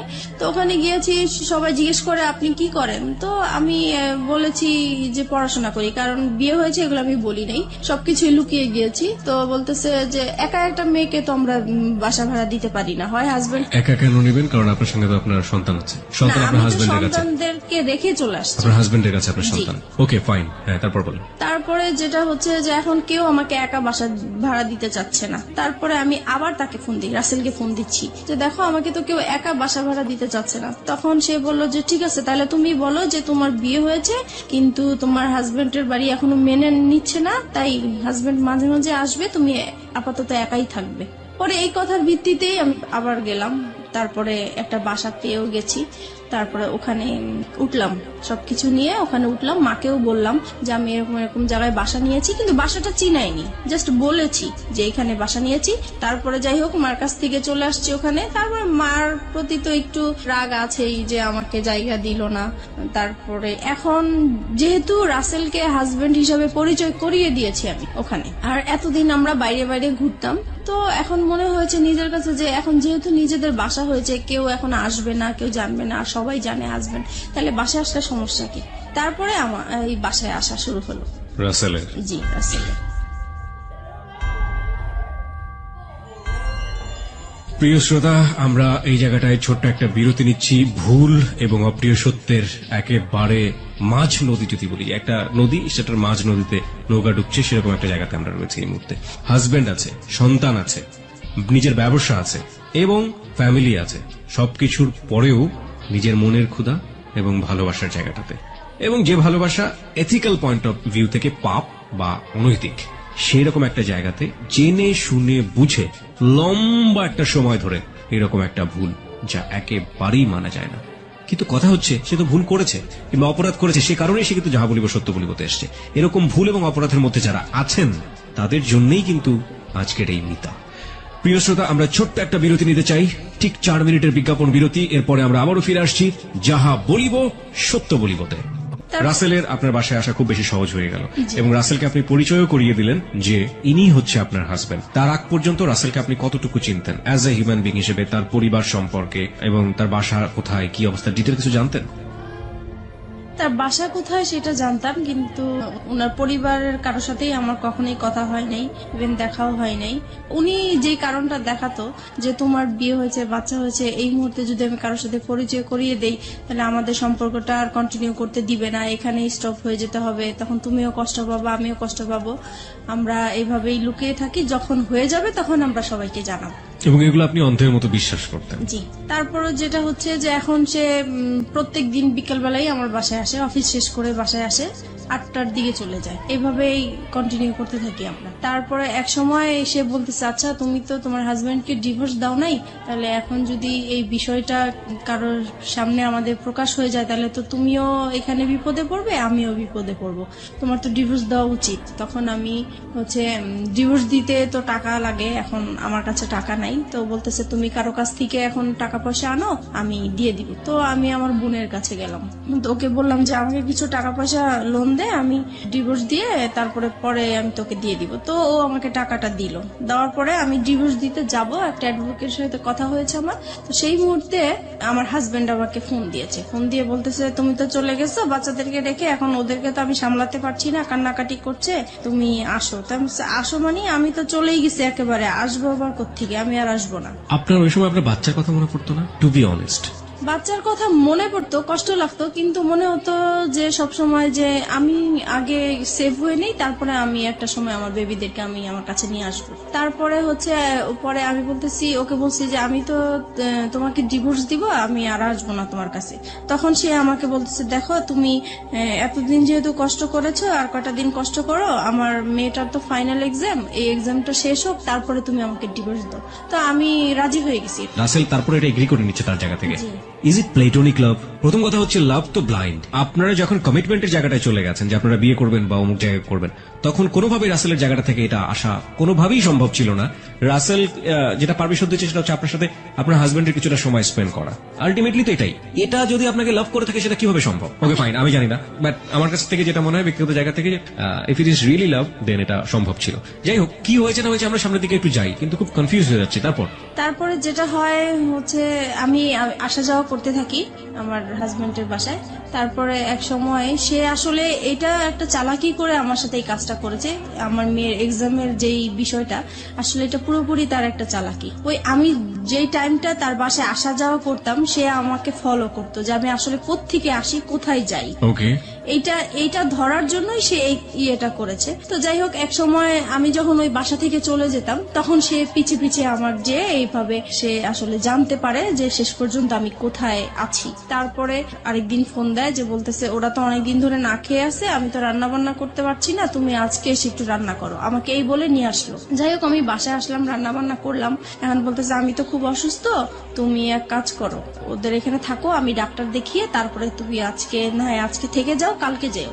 পরে আমি তো থাকবো না, কোনো মতেই থাকবো না। পরে বলতেছে, না তোমাকে আজকে থাকতেই হবে। তো যাই হোক, আমি সেদিন রাতে ছিলাম। পরে এখানে কি হয়েছে, আমার ফোন থেকে আমার হাজবেন্ডের ফোনে ডাইভার্ট করা হয়, যেটা মানে আমার ফোনে যে কলগুলো আসবে সেটা ও টের পাবে, SMS যেটা আসে সেটা টের পাবে। ও এরকম একটা মানে কাজ করেছে। তো আমার ফোনে কখন ফোন আসে, কখন কি হয় সেটা ও টের পায়, কিন্তু আমি এটা বুঝতে পারিনি এই বিষয়টা। এভাবে আসলে পরে রাসেলের নাম্বার জেনে গেছে ও, ট্র্যাকিং করেছে আপনাকে। জি। তো সেদিন রাতে আমাকে থাকতে বলেছে। তো সেই দিন হচ্ছে ও হসপিটাল থেকে আসছে, আসার পরে আমাকে বলতেছে যে আমার সাথে এখন তোমার ইয়ে করতে হবে, মানে ওকে, সে তার স্বামীর সম্পর্ক হ্যাঁ। অধিকার চেয়েছে। হ্যাঁ। তারপরে আমি বলতেছি যে না, আপনার সাথে তো আমি এটা করব না, কারণ আপনি করে বলা শুরু করেছেন তখন আপনি করেই বলতাম। তারপরে বলতেছি যে না, আমি তো আপনার সাথে এই কাজ করতে পারবো না। তখন বলছে কেন করতে পারবো না, তুমি এখন পর্যন্ত আমার ওয়াইফ। পরে আমি বলেছি যে না, আমি করব না তো করবোই না। এখন করব না দেখে সে আমাকে প্রচুর মারধর করলো, যে মশা মারে যে ব্যাট গুলো আছে সেই ব্যাট দিয়ে আমাকে পুরো ব্যাটটা ভেঙে ফেলে আমার শরীরের উপরে। পরে আমার নখ উল্টে যায়, আমার শরীর থেকে রক্ত পড়তে থাকে টপ টপ করে, অনেক মারলো। তারপরে আমাকে বলতেছে যে তুই কোথায় কি করিস, কোথায় থাকিস, সবকিছুই আমি জানি। নাও কাম টু দ্য পয়েন্ট। এতদিন তুই আমাকে এই আমার সাথে কোনো শারীরিক সম্পর্ক করিসনি, সেটার কারণটা আমি এখন খুঁজে পাইছি। তোর বাইরেই চাহিদা মিটে আসিস, এখন আমি বুঝতে পারছি। আজকের পর থেকে তুই এই ঘর থেকে কোথাও বের হইতে পারবি না, তুই এখানেই থাকবি। আমি তো প্রচুর কান্নাকাটি করতেছি। আমার কান্নাকাটি দেখে আমার বাচ্চারা ভয় পেয়ে গেছে, ওরাও কান্নাকাটি করতেছে। তারপরে আমি বলতেছি যে এখন আমাকে যেতে দেন, নাহলে যে কোনো বিপদ হবে। পরে বলতেছে যে না, তোকে আমি যাইতে দিব না, তোকে আমি আটকায় রাখবো। আমার মোবাইল, আমার পার্স সবকিছু লক করে দিয়ে, আমাকে পর্যন্ত লক করে দিয়ে সে কোথায় কোথায় জানি 2 দিন ঘুরে আসলো। আমাকে 2 দিন পর্যন্ত বাসায় লক করে রাখছে। আমি এদিক দিয়ে রাসেলের সাথে যোগাযোগ করতে পারছি না, কারোর সাথে যোগাযোগ করতে পারছি না। পরে 2 দিন পরে আমি বললাম যে আজকে যদি আমাকে বের হইতে না দেন তাহলে যে কোনো বিপদ আপনার হবে। আর আমার মেয়েটা বলতেছে বাবা বাবা মাকে যেতে দাও, আর মাকে মেরো না, মাকে যেতে দাও, মা যেখানে ভালো লাগে মা সেখানেই চলে যাক, তুমি মাকে আর মেরো না। তো আমার মেয়ের কথা শুনে সে আমাকে ছেড়ে দিল। তারপরে আমার মোবাইল, আমার পার্স দিল, আমি চলে আসলাম। চলে আসছি, এই ফাঁকে সে কি করেছে, এই যে 2টা দিন সে যে বাইরে ছিল, সেই 2টা দিন হচ্ছে যে আমি যেই বাসায় ছিলাম সেই বাসায় এসে সে সবকিছু দেখিয়েছে। আমার বাচ্চা আছে, আমার বিয়ে হয়েছে, তার সাথে সবকিছু তাদেরকে দেখিয়ে বলছে যে সে এখন পরকীয়া করে এই লোকটার সাথে এখন থাকতেছে, আপনারা যদি আমাকে হেল্প করেন তাহলে আমি তাদেরকে একসাথে ধরতে চাই। তো আমার যে বাসায় আমি ভাড়া নিয়েছি সেই বাড়িওয়ালার ওই এলাকার কিছু বকাটে ছেলেদেরকে হাতে করেছে। তারপরে হচ্ছে আমি বলতেছে যে ও যখনই আপনার বাসায় আসবে সাথে সাথে আমাকে ফোন দিবেন, আমি চলে আসব। পরে আমি তো বাসায় যাওয়ার পরে সাথে সাথে রাসেলকে ফোন দিলাম যে তাহলে তুমি আসো বিকালে, এসে আমাকে ডিভোর্সের টাকাটা দাও, আমি ওকে ডিভোর্স দিব। তো ও পরে বিকালবেলা আসছে। এই সময় আমার বাড়িওয়ালা কি করছে, আমার হাজবেন্ডকে ফোন দিয়ে দিছে। পরে আমার হাজবেন্ড তো 2 বাচ্চাকে নিয়ে ক্যামেরা নিয়ে চলে আসছে, আমাদের ছবি তুলবে, পেপারে দিবে, এই সেই। তারপরে এই লোকজন আসলো, হুড় হুড় করে আমার বাসায় আসলো। আমি তো পুরো ভয় পেয়ে গেছি। আমি তো তাকে দেখে অবাক যে সে কিভাবে আমার বাসা চিনলো, কিভাবে আসলো। পরে আমাদের 2 জনের মোবাইল ছিল, মোবাইলটা সে হাতে করে নিয়ে গেল, মোবাইল দিল না। তারপরে রাসেলকে সে মারধর করলো। তারপরে বাড়িওয়ালা ছিল, বাড়িওয়ালারা মারধর করলো রাসেলকে, দেন আমাকেও মারধর করলো। পরে আমার মেয়েটা কান্নাকাটি শুরু করলো যে না, আমার মাকে মেরো না, আমার মাকে মেরো না। পরে আমাকে মারা বন্ধ করছে। রাসেল কি বলছিল? পরে রাসেলকে জিজ্ঞেস করতেছে তুমি কি একে ভালোবাসো? পরে রাসেল সেই মুহূর্তে বলতেছে হ্যাঁ, আমি ওকে ভালোবাসি। তো বলতেছে যে তুমি জানো না যে ওর হাজবেন্ড আছে, বাচ্চা আছে? পরে রাসেল বললো যে না, আমি তো জানি না তার হাজবেন্ড আছে, বাচ্চা আছে, আমি জানি না। এটা কেমন করে হয়? তুমি তার সাথে হাজবেন্ডের মতো ছিলা, তুমি তার দেখেও তো মানুষ বুঝতে পারে যে তার বিয়ে হয়েছে কিনা, বাচ্চা হয়েছে কিনা। পরে বললো যে হ্যাঁ আমি দেখেছি। তখন বলে এই তো তুমি 2 রকম কথা বলতেছো। পরে বলছে যে যাই হোক হয়েছে, আমি এখন ভালোবাসছি, এখন তুমি কি করতে চাও? পরে বলতেছে যে আমি কিছুই করতে চাই না। এখন ওই আমাদের বাড়িওয়ালার লোকেরা বলতেছে তাইলে তোমার সাথে ওর কি বিয়ে হয়েছে? এখন আমি বলতেছি হ্যাঁ আমাদের বিয়ে হয়েছে। কাদের বিয়ে হয়েছে? আপনার এবং রাসেলের? কারণ আমি এখান থেকে বাঁচার জন্য বলতে চাইছি। আপনি বললেন যে রাসেলের সাথে আপনার বিয়ে হয়ে গেছে, মানে আপনারা এক একজন এক এক রকমের কথা বলতেছেন, দিকবিদিক হারা যাকে বলে। তারপর মানে ওই মুহূর্তে কি বলবো, কি বললে বাঁচতে পারবো, এটা আসলে বুঝতে পারছি। এবং সবকিছু হচ্ছে আপনার ছেলে মেয়েদের সামনে। জি। আপনার মেয়ের বয়স কত তখন? তখন আমার মেয়ের বয়স 9 বছর।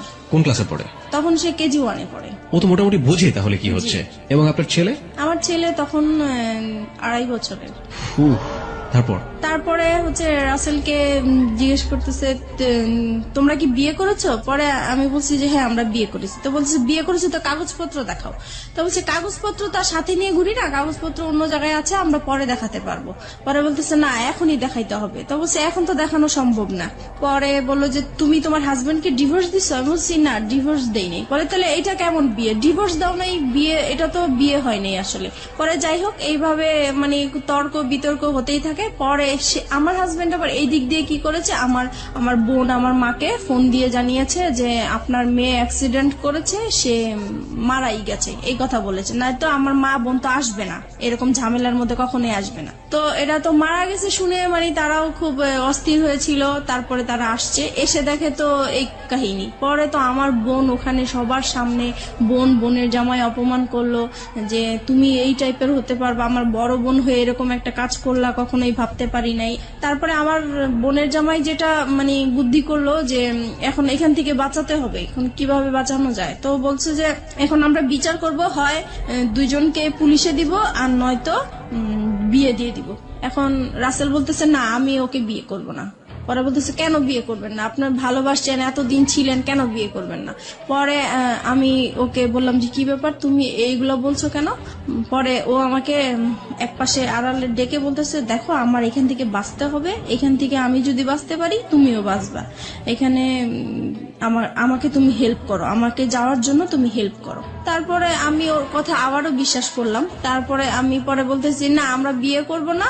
এখন পরে বলতেছি তাহলে আপনি কি করতে চান? আপনি কি আপনার হাজবেন্ডের কাছে ফিরে যেতে চান? আমি বলছি না আমি ওকে বিয়েও করব না, আমি হাজবেন্ডের কাছে ফিরে যাব না। বলে তাহলে কোথায় যাবেন? পরে বলছি কোথায় যাবো সেটা আমার ব্যাপার। যাই হোক এইভাবে পরে আমার ছোট বোনের জামাই বলতেছে আচ্ছা আপনারা ওকে কি করবেন করেন, আমি আমার বোনকে নিয়ে যাই, যেহেতু আমি গার্ডিয়ান না, তার মা আছে, তার মা অসুস্থ হয়ে গেছে আসতে পারছে না, আমরা যাই বিচার করি না কেন আমরা বিচার করব। এইভাবে পরে রাসেলকে নাকি ওরা আড়াল করে, রাসেলকে আবার একটা রুমে ওরা লক করে রাখছে। তারপর কিছুক্ষণ পরে রাসেলকে বলতেছে তোমার অ্যাড্রেস লিখো, তোমার ফোন নাম্বার লিখো, তোমার মা বাবাকে ডাক দাও, তারা আসুক, তারপরে তারা ছুটায় নিয়ে যাক। এখন রাসেলকে অ্যাড্রেস লিখতে বলছে, রাসেল অ্যাড্রেস লিখছে। তো এখন ওরা আবার চালাকি করে বলতেছে কি যে অ্যাড্রেস একবার লিখছে ওকে আরেকবার লিখতে দেন, মানে পরের বারও কি ঠিক লিখে কিনা বা ভুল লিখে কিনা এটার জন্য। পরের বারও দেখে যে একই রকম অ্যাড্রেস লিখছে। যাই হোক তারপরে রাসেলকে একটা রুমে লক করে রাখছে। ওই আমাদের বাড়িওয়ালাটা কি করছে, ওই রুমটাতে যে রাসেলের সাথে কি যেন ফিস করে কথা বলার পরে রাসেলকে ছেড়ে দিল। পরে মানে বাড়িওয়ালাটা এসে বলতেছে যে না আসলে ছেলের কোনো দোষ নাই, ছেলে খুব ভালোই ছিল, ছেলেকে ছেড়ে দেন।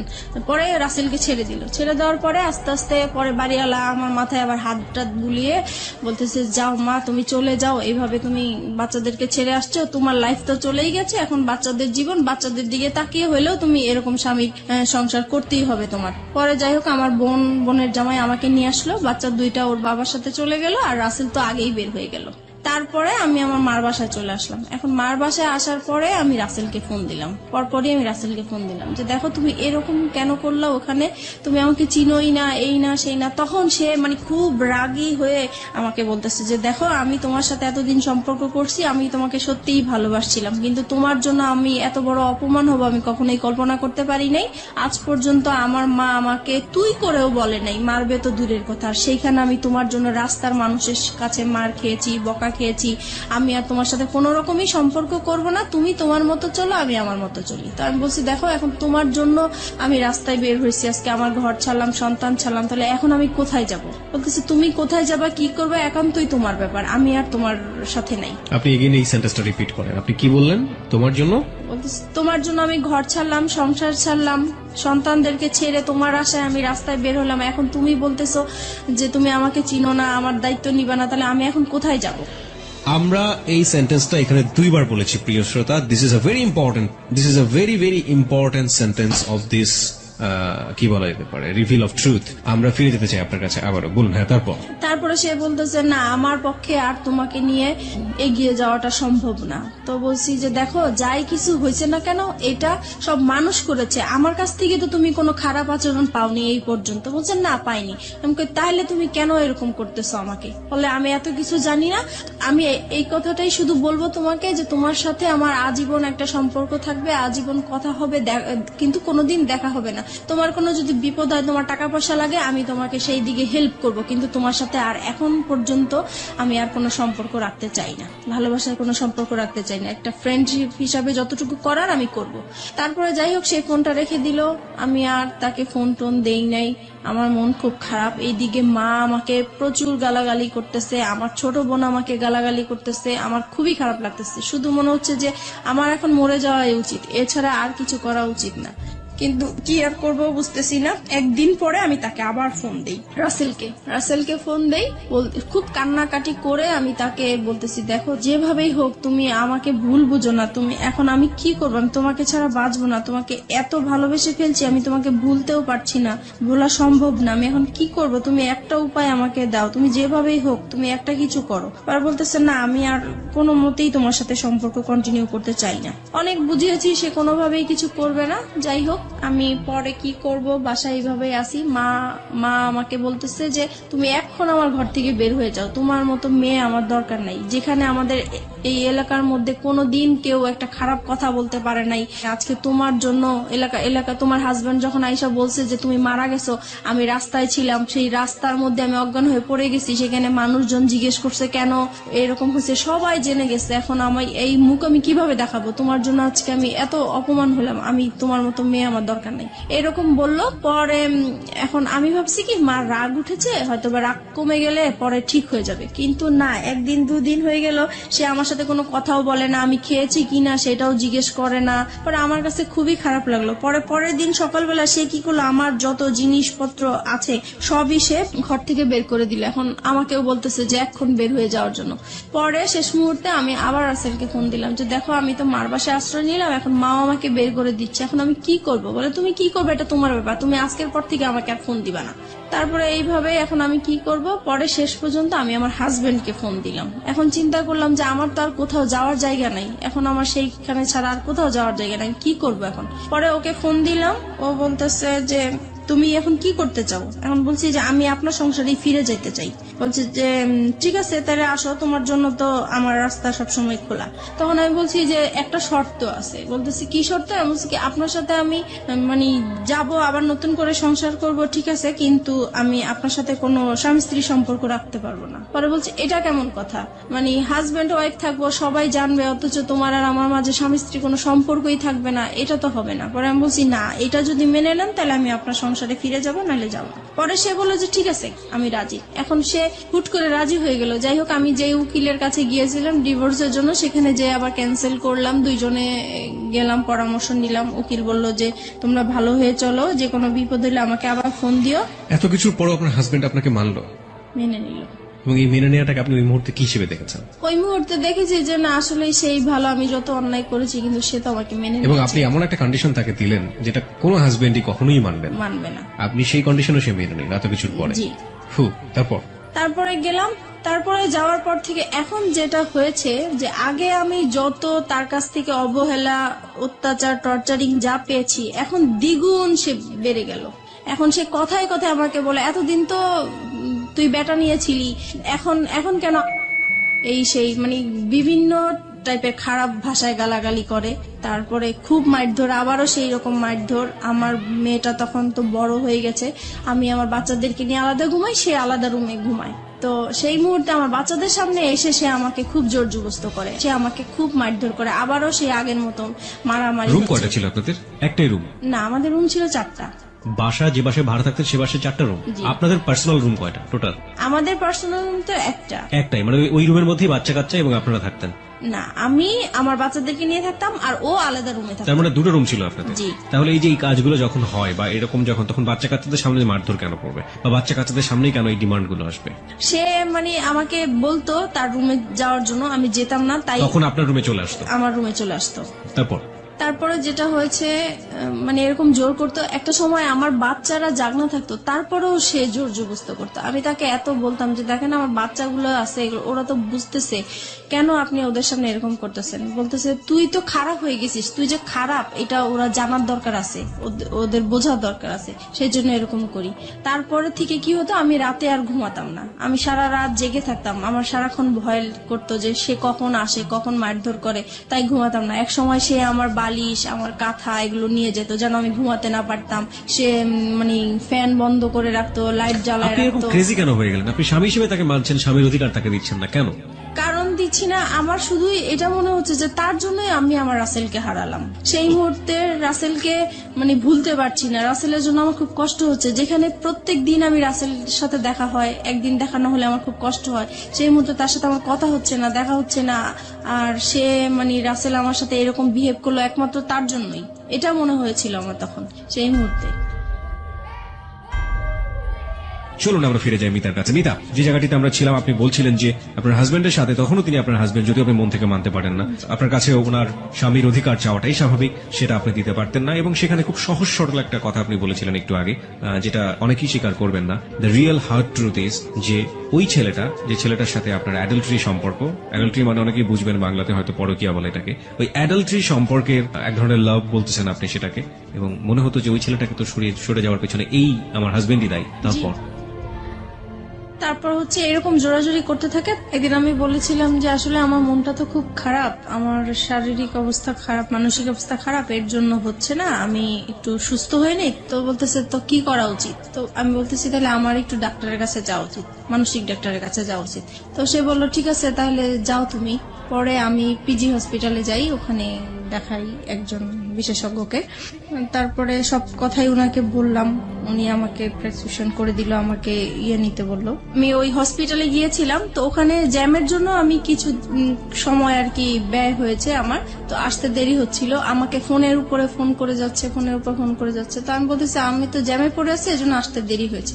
পরে যাই হোক বাসায় আসলাম, আসার পরে সে কি করলো, আমাকে টেনে নিয়ে অন্য একটা তার রুমে নিয়ে গেল, নিয়ে যে আমার মানে কাপড় চোপড় যা আছে সব খুলে আমাকে চেক করতে লাগলো। তো আমি বললাম কি ব্যাপার, আপনি এরকম করছেন কেন? বলতেছে তুই এত দেরি করলি কেন, নিশ্চয়ই তুই কারোর সাথে কিছু করে আসছিস, সেটাই আমি চেক করছি। তখন এইভাবে আর কি পরে আরো অশান্তি, সেই দিন আমাকে খুব মারধর করলো। পরে আমি চিন্তা করলাম যে না আমি আর থাকবো না, কিন্তু থাকবো না তো কোথায় যাব বুঝতেছি না। পরে সেদিন রাতে আবার সে কোথায় জানি ছিল, বাসায় আসা নেই।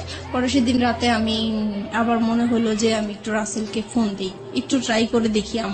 পরে আমার কাছে একটা ফোন ছিল, আমি লুকিয়ে রাখছিলাম ওইটা, আমার তো এমনিতে ফোন টোন সব নিয়ে গেছে।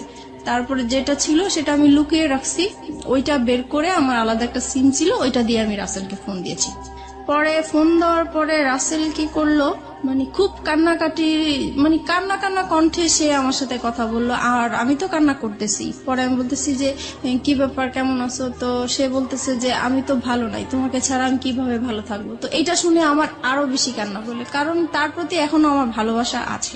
তো আমি বলছি কি ব্যাপার, তুমি এরকম কথা বলছো কেন? তোমার জন্যই তো আজকে আমি এখানে চলে আসছি, তুমি কেন এই ধরনের কথা বলতেছে? বলে যে আমি তো তখন বুঝতে পারি নাই, তুমি চলে গেলে আমার এতটা কষ্ট হবে, আমি আসলেই খুব কষ্টে আছি। তো বলছি দেখো আমিও তো কষ্টে আছি, আগে যেরকম যন্ত্রণা করতো তার চাইতে এখন আরো বেশি বেড়ে গেছে, তাই আমি থাকতে পারছি না। পরে বলতেছে তাহলে তুমি এক কাজ করো, তুমি আর একটা মাস থাকো, একটা মাস পরে আমি তোমাকে যে কোনো একটা কিছু করব। তো আমি বলছি দেখো আমার কাছে আমি যদি একটা মাস থাকি তাহলে আমার এখানে লাশ বের হবে, আমি আর থাকবো না, ও যেভাবে আমাকে টর্চার করতেছে। পরে বলতেছে তাহলে তুমি কি করতে চাও? এখন আমি বলছি কি দেখো আমি ওকে আজকেই বের হয়ে যেতে চাই, বের হয়ে ওকে আমি একটা ডিভোর্স দিয়ে দিব সাথে সাথেই। তারপরে আমি কারো কাছে ধরো এক মাস, তুমি যেহেতু সময় নিতে চাচ্ছ, এক মাস আমি কোথাও আশ্রয় নিব, তারপরে তুমি যেটা করবে আমি সেটাই প্রস্তুত থাকবো। পরে বলতেছে যে ঠিক আছে তাহলে তুমি যেটাই করো ভেবে চিন্তে করো। পরে আমি কি করলাম, পরে আমি এখন বের হয়ে যাব। পরের দিন চিন্তা করছি, কাপড় চোপড় নিয়েছি, মানে পরেছি। এখন সে আমার পার্টস আর মোবাইল তো আটকে রাখছে, আমি তো নাম্বার কারোর সাথে যোগাযোগ করবো বা কিছু সেই রকম কোনো ব্যবস্থা নাই। পরে আমি বলতেছি আমার পার্টস দেন, আমি একটু বাইরে যাব। সে বলে বাইরে কোথায়? আমি বাইরে আমার একটু কাজ আছে, আমি যাব। সে আমাকে যেতেই দিবে না। পরে এটা নিয়ে অনেক মারধর হইলো। তারপরে বিকাল দিকে বলতেছে কি যে আচ্ছা ঠিক আছে আপনার পার্টস আপনার মোবাইল আমি সবই দিব, কিন্তু এখানে হচ্ছে আমার কথা শুনতে হবে। আমি কি যে কালকে আমরা আমার মেয়েটা যখন বাইরে যেতে চাচ্ছে তাহলে কালকে আমরা ঘুরতে যাই, তারপরে আপনি যা বলবেন তাই আমি শুনবো। তা বলছে ঠিক আছে তাহলে আমার মোবাইল আমার পার্টস আমার কাছে দিয়ে দিতে হবে। বলছে ঠিক আছে দিয়ে দিব। পরে আমি এই সেদিন শুক্রবার ছিল, স্কুল বন্ধ ছিল, তো সেই ফাঁকে আমরা ঘুরতে বের হইছি। আর আমার উদ্দেশ্য ছিল যে আমি কোন রকম ঘর থেকে বের হতে পারলেই হয়েছে, এই পরে আমি ওদের সাথে এর জন্য রাজি হয়েছি যাওয়ার জন্য। পরে আমি যখন বাইরে বের হলাম, বের হওয়ার পরে কিছু দূর আসার পরে আমি বলতেছি আপনারা আপনাদের মতো যান, আমি আমার মতো যাই। সে তো এই খেপে গেছে, কি ব্যাপার, মানে কি বলতে চাচ্ছ? আমি বলছি আমি আর আপনাদের সাথে যাব না। কোথায় যাবো? আমি আমার মতো যাব। কোথায় যাবো? আমি যেখানেই যাই আমি আপনার সাথে আর যাবো না, আপনার সাথে থাকবো না। এই বলার পরে সে রাস্তা, তো তখন জুমাবার ছিল, শুক্রবার, সবাই নামাজ পড়ে আসতেছে। এই সময় আমাকে রাস্তার মধ্যে অনেক মারধর করলো। আর রাস্তার মানুষ নামাজ পড়তেছে, পড়ে যাচ্ছে, সবাইকে আমি মানে এত কান্নাকাটি করে বললাম যে আমাকে একটু হেল্প করেন, কেউ আমার দিকে মানে সাহায্যের হাত বাড়িয়ে দিল না। সবাই শুধু বললো যে আপনারা স্বামী স্ত্রী ঝগড়া করছেন, বাসায় যে করেন, এটা বাহিরে নিয়ে আসেন না, মানুষ খারাপ বলছে। কিন্তু আমি যে বাসায় কতটা অত্যাচার হচ্ছি সেটা তো মানুষ বুঝতেছে না। আমি বলার চেষ্টা করতেছি, কেউ আমাকে মানে হেল্প করতে চাচ্ছে না। যাই হোক, তারপরে পরে আমি বললাম যে ঠিক আছে, আমি আসলে যাচ্ছি আমার অ্যাডভোকেটের কাছে, আমাকে যেতে দেন। পরে সে বলল যে ঠিক আছে আমিও যাবো। আমি তো চলেন যাই। পরে রাজি হলো, পরে রিক্সা নিল, আমরা রিক্সার মধ্যে উঠলাম। পরে রাস্তায় যে সার্জন থাকে, আমি হঠাৎ করে সার্জনকে দেখে রিক্সা থেকে নেমে গেলাম। পরে আমি সার্জনকে বললাম যে আপনি আমাকে একটু হেল্প করতে পারেন? তো বললো কি বিষয়? আমি বলছি আমার হাজবেন্ড ওয়াইফের একটু ঝগড়া চলছে, আমি আসলে ওর সংসার করতে চাচ্ছি না, কিন্তু আমাকে ঘর থেকে বের হতে দিচ্ছে না, আমাকে ডিভোর্সও দিতে দিচ্ছে না। পরে বলছে যে এটা তো আসলে ফ্যামিলি সমস্যা, এটা তো আমরা কিছু করতে পারি না। আমি বলছি না, আমি আসলে ওর সাথে কোনো মতেই যাব না, আপনি যে কোনো আমাকে একটা হেল্প করেন। পরে ওনারা সেটা হচ্ছে রামপুরা থানার এরিয়াতে, তখন সে থানায় ফোন দিয়েছে। পরে থানা থেকে গাড়ি আসছে, পরে আমাকে নিয়ে গেছে থানায়। পরে থানায় যাওয়ার পরে আমার বাচ্চারাও আমার সাথে ছিল। যখন থানায় গিয়েছি তখন ওই পুলিশরা জিজ্ঞেস করতেছে কি ব্যাপার, আপনার সমস্যা কি? তারপর আমি সবকিছু খুলে বললাম। এখানে একটা জিনিস আমি মিস করে গেছি, যেদিন বৃহস্পতিবার দিন রাতে সে যখন আমার সাথে মানে রাতে এসছিল জন্য, তখন আর কি আমি দেখে সে পরে আমার রুম থেকে চলে গেছে। চলে যাওয়ার কিছুক্ষণ পরে যখন আমি ঘুমায় পড়ছি, তখন সে কি করছে, ওই যে মশলা বাটে পাটা পুতা যেটা বলা হয়, সেই ওইটা নিয়ে আসছে, আমার মাথায় বাড়ি দিয়ে আমাকে মেরে ফেলবে। পুতা দিয়ে মেরে ফেলতে চাইছিল, সেটা আমার মেয়ের জন্য আমি বেঁচে গেছি। তারপরে শুক্রবারে আমি ডিসাইড করলাম যে এখানে আর আমি থাকবো না, যেহেতু আমার জীবনের ঝুঁকি হয়ে যাচ্ছে। তারপর সেই ঘটনাগুলোই আমি থানাতে বললাম। তারপরে উনারা বলল যে আমরা শিওর আপনারা আর 1 মাস 2 মাস পরে আবার মিলে যাবেন। আমি এরকম কেস অনেক দেখেছি, কিন্তু আপনারা উনার নামে মামলা করা বা জিডি করা এটা ঠিক হবে না, আপনারা মিলে যান। ওনারা অনেক বোঝাচ্ছে আমাকে মিলে যাওয়ার জন্য, কিন্তু জায়গা থেকে এটা পারফেক্ট। হ্যাঁ, তারপরে উনারা জিডি লিখবেও না, বলতেছে না আমরা লিখবো না। পরে যাই হোক অনেক কিছু বললাম আমি, তারপরে লিখলো, জিডিটা লিখলো। লেখার পরে পরে আমাকে বলতেছে যে আপনি এখন কোথায় যাবেন? আমি এখন আমার একটা দুঃসম্পর্কে বোন আছে, ওনার বাড়িতে যাব, ওখান থেকে যেয়ে আমি তাকে ডিভোর্স দিব।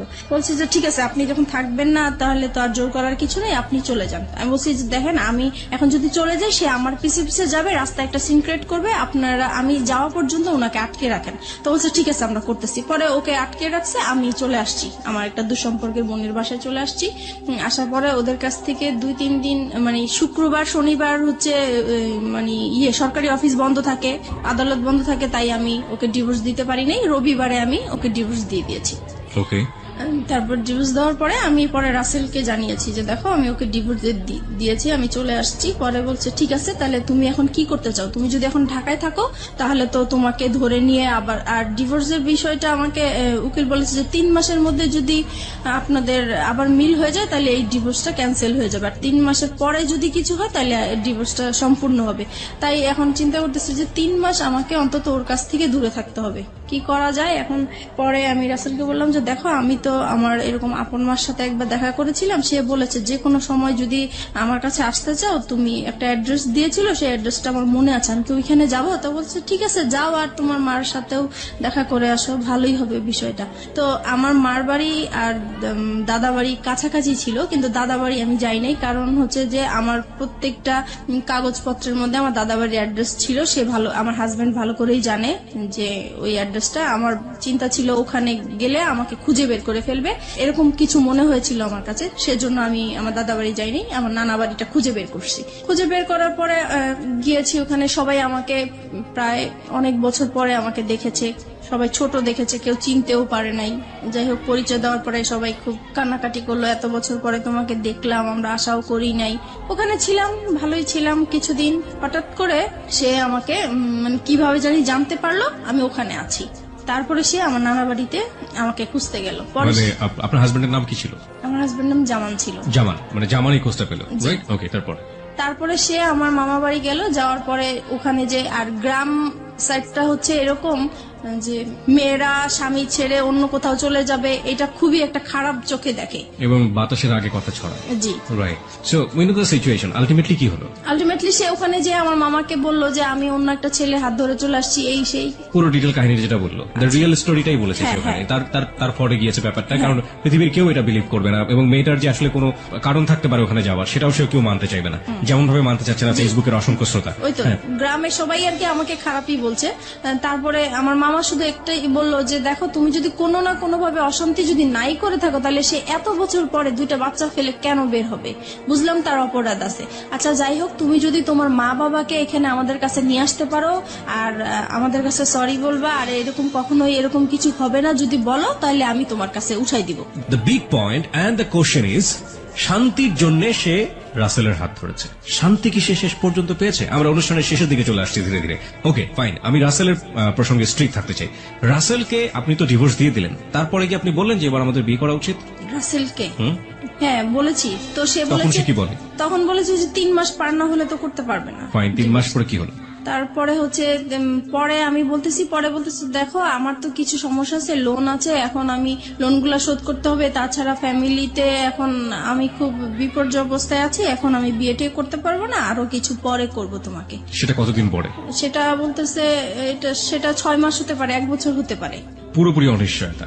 জি। ততদিনে কি আপনার ছেলে মেয়েগুলো কি আপনার কাছে থাকে নাকি আপনার জামানের কাছে? জামানের কাছেই থাকে। 3 মাস পরে, মানে ডিভোর্স হয়ে যাওয়ার 3 মাস পরে, আলটিমেটলি যখন ডিভোর্সটা অ্যাক্টিভ হয়ে গেল, জি। তাই তো? তখন আপনি কি করছিলেন?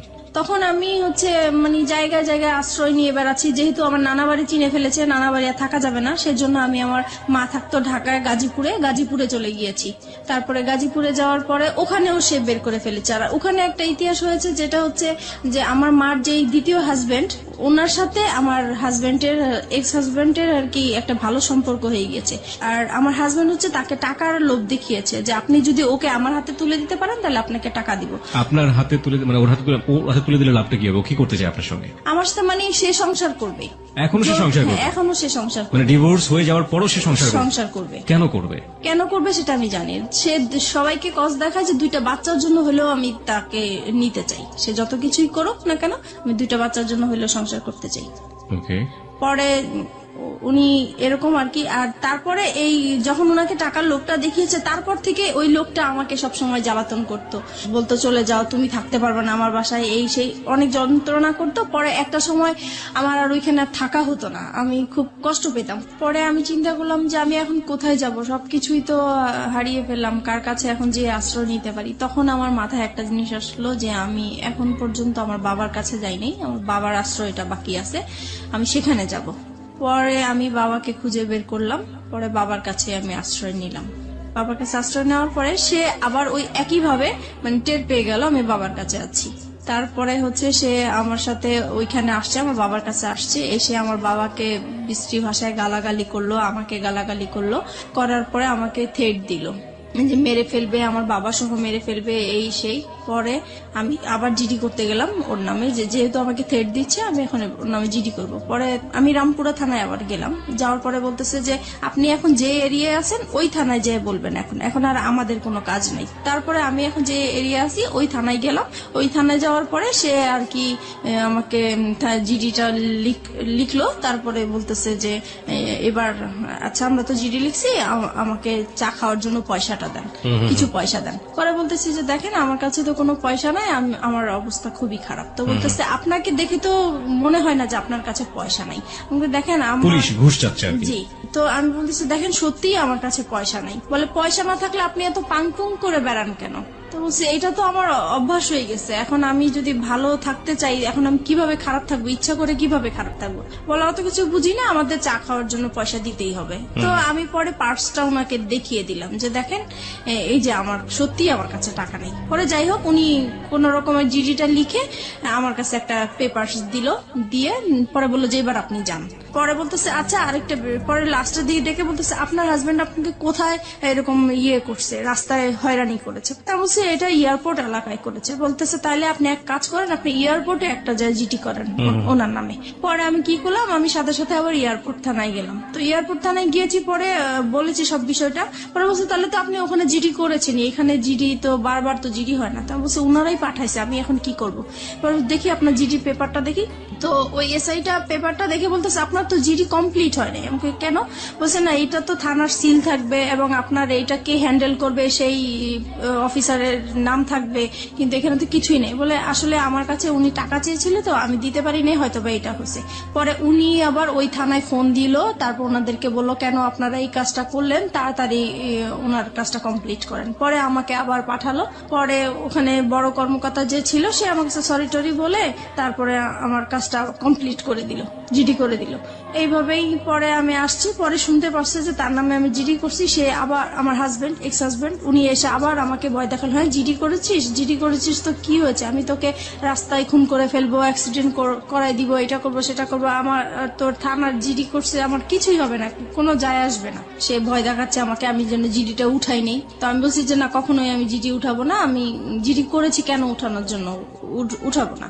তারপরে এইভাবেই হচ্ছে আমি ওখানে ওদেরকে সময় দিচ্ছি কাজের জন্য। এইভাবেই পরে একটা সময় আমি কাজ পাই, আমি আলাদা বাসা নেই, এখন বাসা যাব। এই সময় আমার বাবা একদিন রাত্রেবেলা খুব অসুস্থ হয়ে যায়। অসুস্থ হওয়ার পরে আমার বাবা ব্রেন স্ট্রোক করে মারা যায়। তখন আমি খুবই অসহায় হয়ে গেছি। এখন আমি একা একটা মেয়ে মানুষ, আমার বাবা মারা গেছেন, এখন আমি আমার বাবাকে নিয়ে কি করব, কিভাবে বাড়িতে যাব, কি করব। তখন আমি যে আমাকে কাজ দিয়েছে আমি তাকে ফোন দিয়েছি। ফোন দেওয়ার পরে বলতেছি, তা উনি বলতেছে ঠিক আছে আমি এক্ষুনি আসছি। পরে আসার পর উনি ডক্টর নিয়ে আসলেন, পরে দেখলো যে হ্যাঁ সত্যি মারা গিয়েছেন। পরে যাই হোক উনি আমাকে টাকা পয়সা দিল, আমি আমার বাবার লাশ নিয়ে বাড়িতে গেলাম, মাটি টাটি দিয়ে তারপরে আমি আসলাম। এখন আসার পরে আমি নতুন বাসায় উঠে গেলাম। আর এদিকে একটা কথা বলতে ভুলে গেছি, আমি যখন আমার বাবার আশ্রয় পেয়েছি তখন আমি আমার মেয়েকে নিয়ে আসছি, আমার মেয়েকে আমার কাছে নিয়ে আসছিলাম। তারপর আমার মেয়ে ছিল আমার কাছে, তারপরে মেয়েকে নিয়ে আলাদা বাসা নিয়েছি। মাঝে মধ্যে আমার হাজবেন্ডের সাথে কথা হয়, তারপরে আমার ছেলেকে দেওয়ার কথা বলি, সে বলে যে না মেয়েকে নিয়ে গেছো ভালো কথা, ছেলেকে আমি কখনোই তোমাকে দিব না। তারপরে আমি কাজ করতে থাকি, এদিক দিয়ে মেয়েকে স্কুলে ভর্তি করে দিয়েছি। আমি আপনাকে কিছু কোশ্চেন করবো এই মুহূর্তে, কোশ্চেনগুলো খুব ছোট ছোট করে আমি জানতে চাই। প্রথম কথা হচ্ছে যে আপনি শেষ পর্যন্ত ছেলে এবং মেয়ে দুটো পেয়েছেন আপনার কাছে, রাইট? পেয়েছি। এটা কি আপনি আইডি লড়াইয়ের মাধ্যমে পেয়েছেন নাকি আলটিমেটলি কোনো ব্যবস্থা করে তাদেরকে নিয়ে না, ওই এসেছেন? যে আমার বসরা যে পাওয়ারফুল, ওনাদেরকে পাওয়ার দেখিয়ে মানে ওদেরকে নিয়ে বসরা পাওয়ারফুল মানে আমার বস তো রাজনীতির সাথে জড়িত। মানে আপনি আলটিমেটলি যেখানে কাজ করতেন বা যে ধরনের যার কাছ থেকে সাপোর্ট পেতেন তিনি রাজনীতির সাথে জড়িত ছিলেন, তিনি আপনাকে এমনি এমনি সাহায্য করতেন? জি। এমনি এমনি কি ওই দুনিয়া আজকালকে সাহায্য করে? এবং তাও আপনার মতো মানুষকে কেন করতে যাবে সে সাহায্য? উনি একটা অসহায় মেয়ে মানুষ হিসেবে আমাকে সাহায্য করেছে।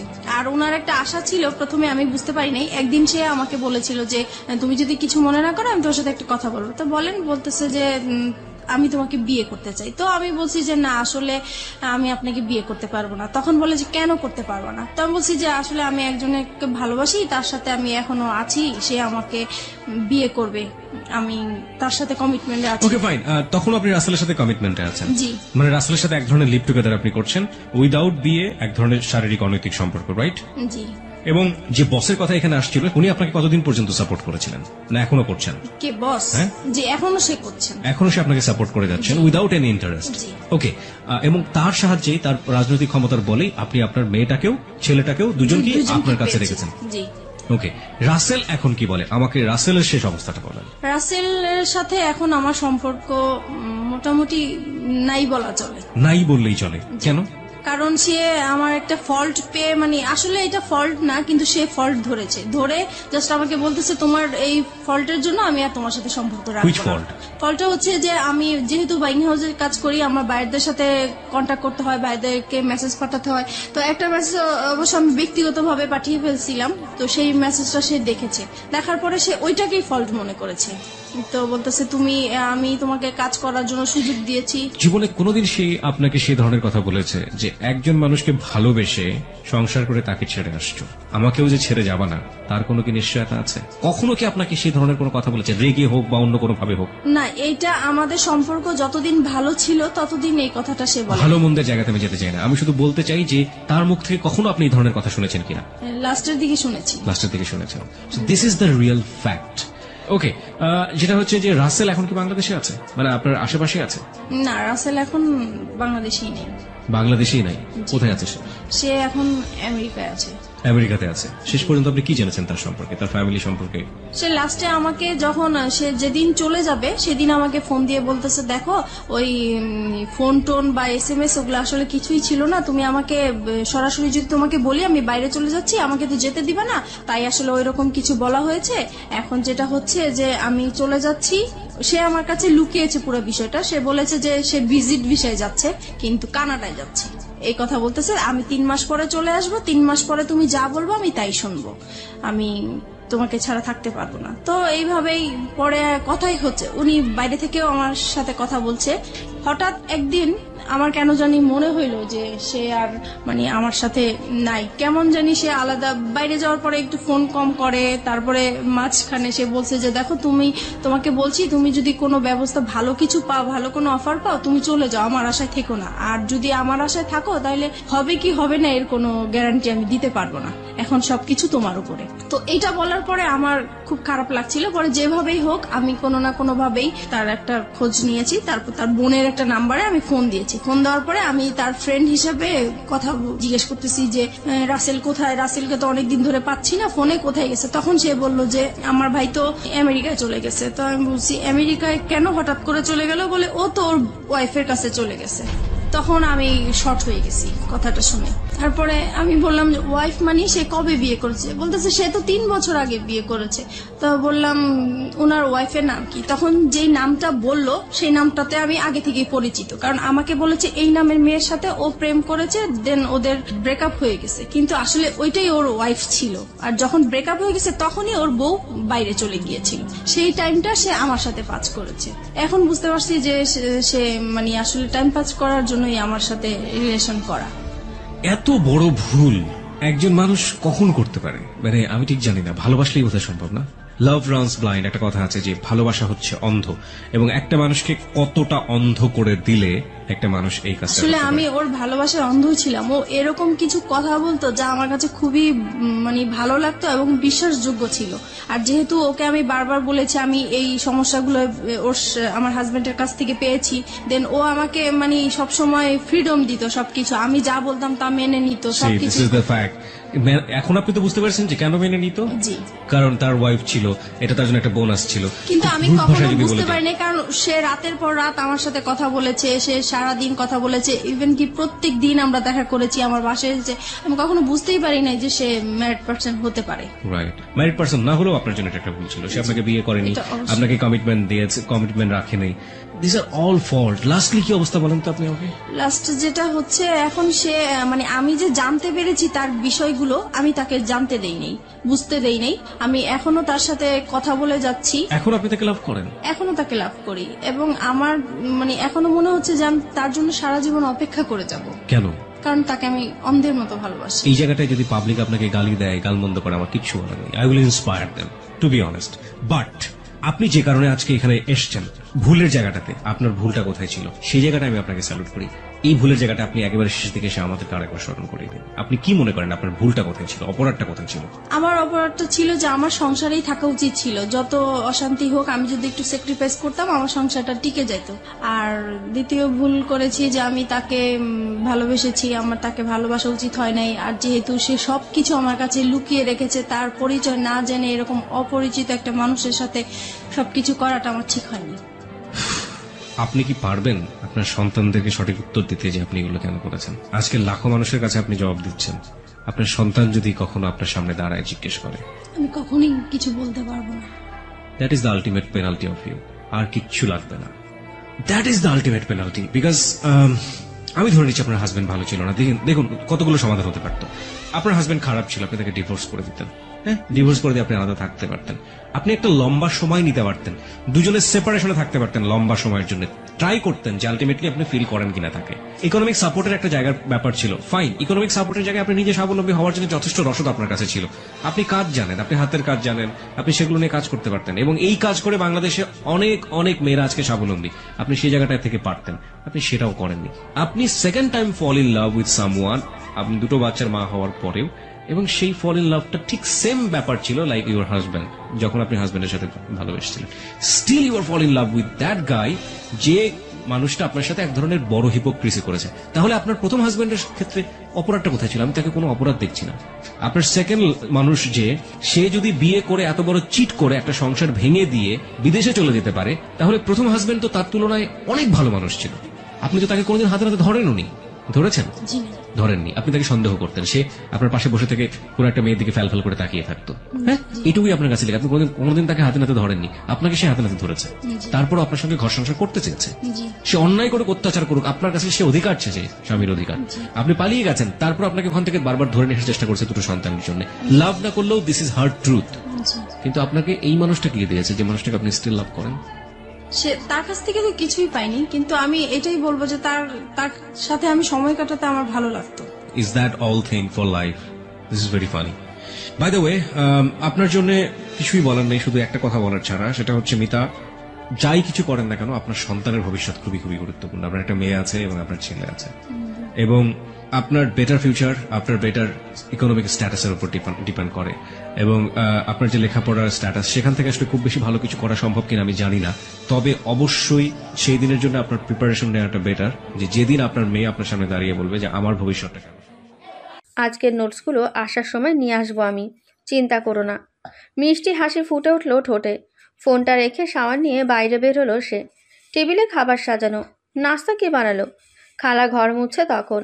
তাকে দেখেই একগাল হেসে বলল, ভাইয়ের আপনার আর খালাম্মার নাস্তা বানায় রাখতে কইছিল, খালাম্মারটা সকালেই দিয়েছি, আপনারটা এতক্ষণে ঠান্ডা হয়ে গেছে, গরম কইরা দিমু?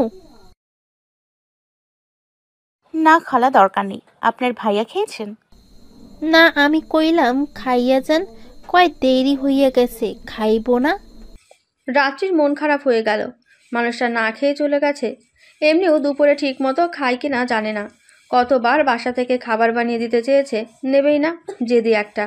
ইস, তার ঘুমটা সকালে ভাঙলো না কেন? মানুষটার এতটুকু খেয়ালই রাখতে পারে না সে। ধ্যাত, সারাদিন এঘর ওঘর করেই কাটলো। বিকেলের দিকে আলমারি খুলে বসলো রাত্রি। বিয়ের শাড়িটা হাতে নিয়ে উল্টে পাল্টে দেখলো পাক্কা 30 মিনিট যাবৎ। আলমারি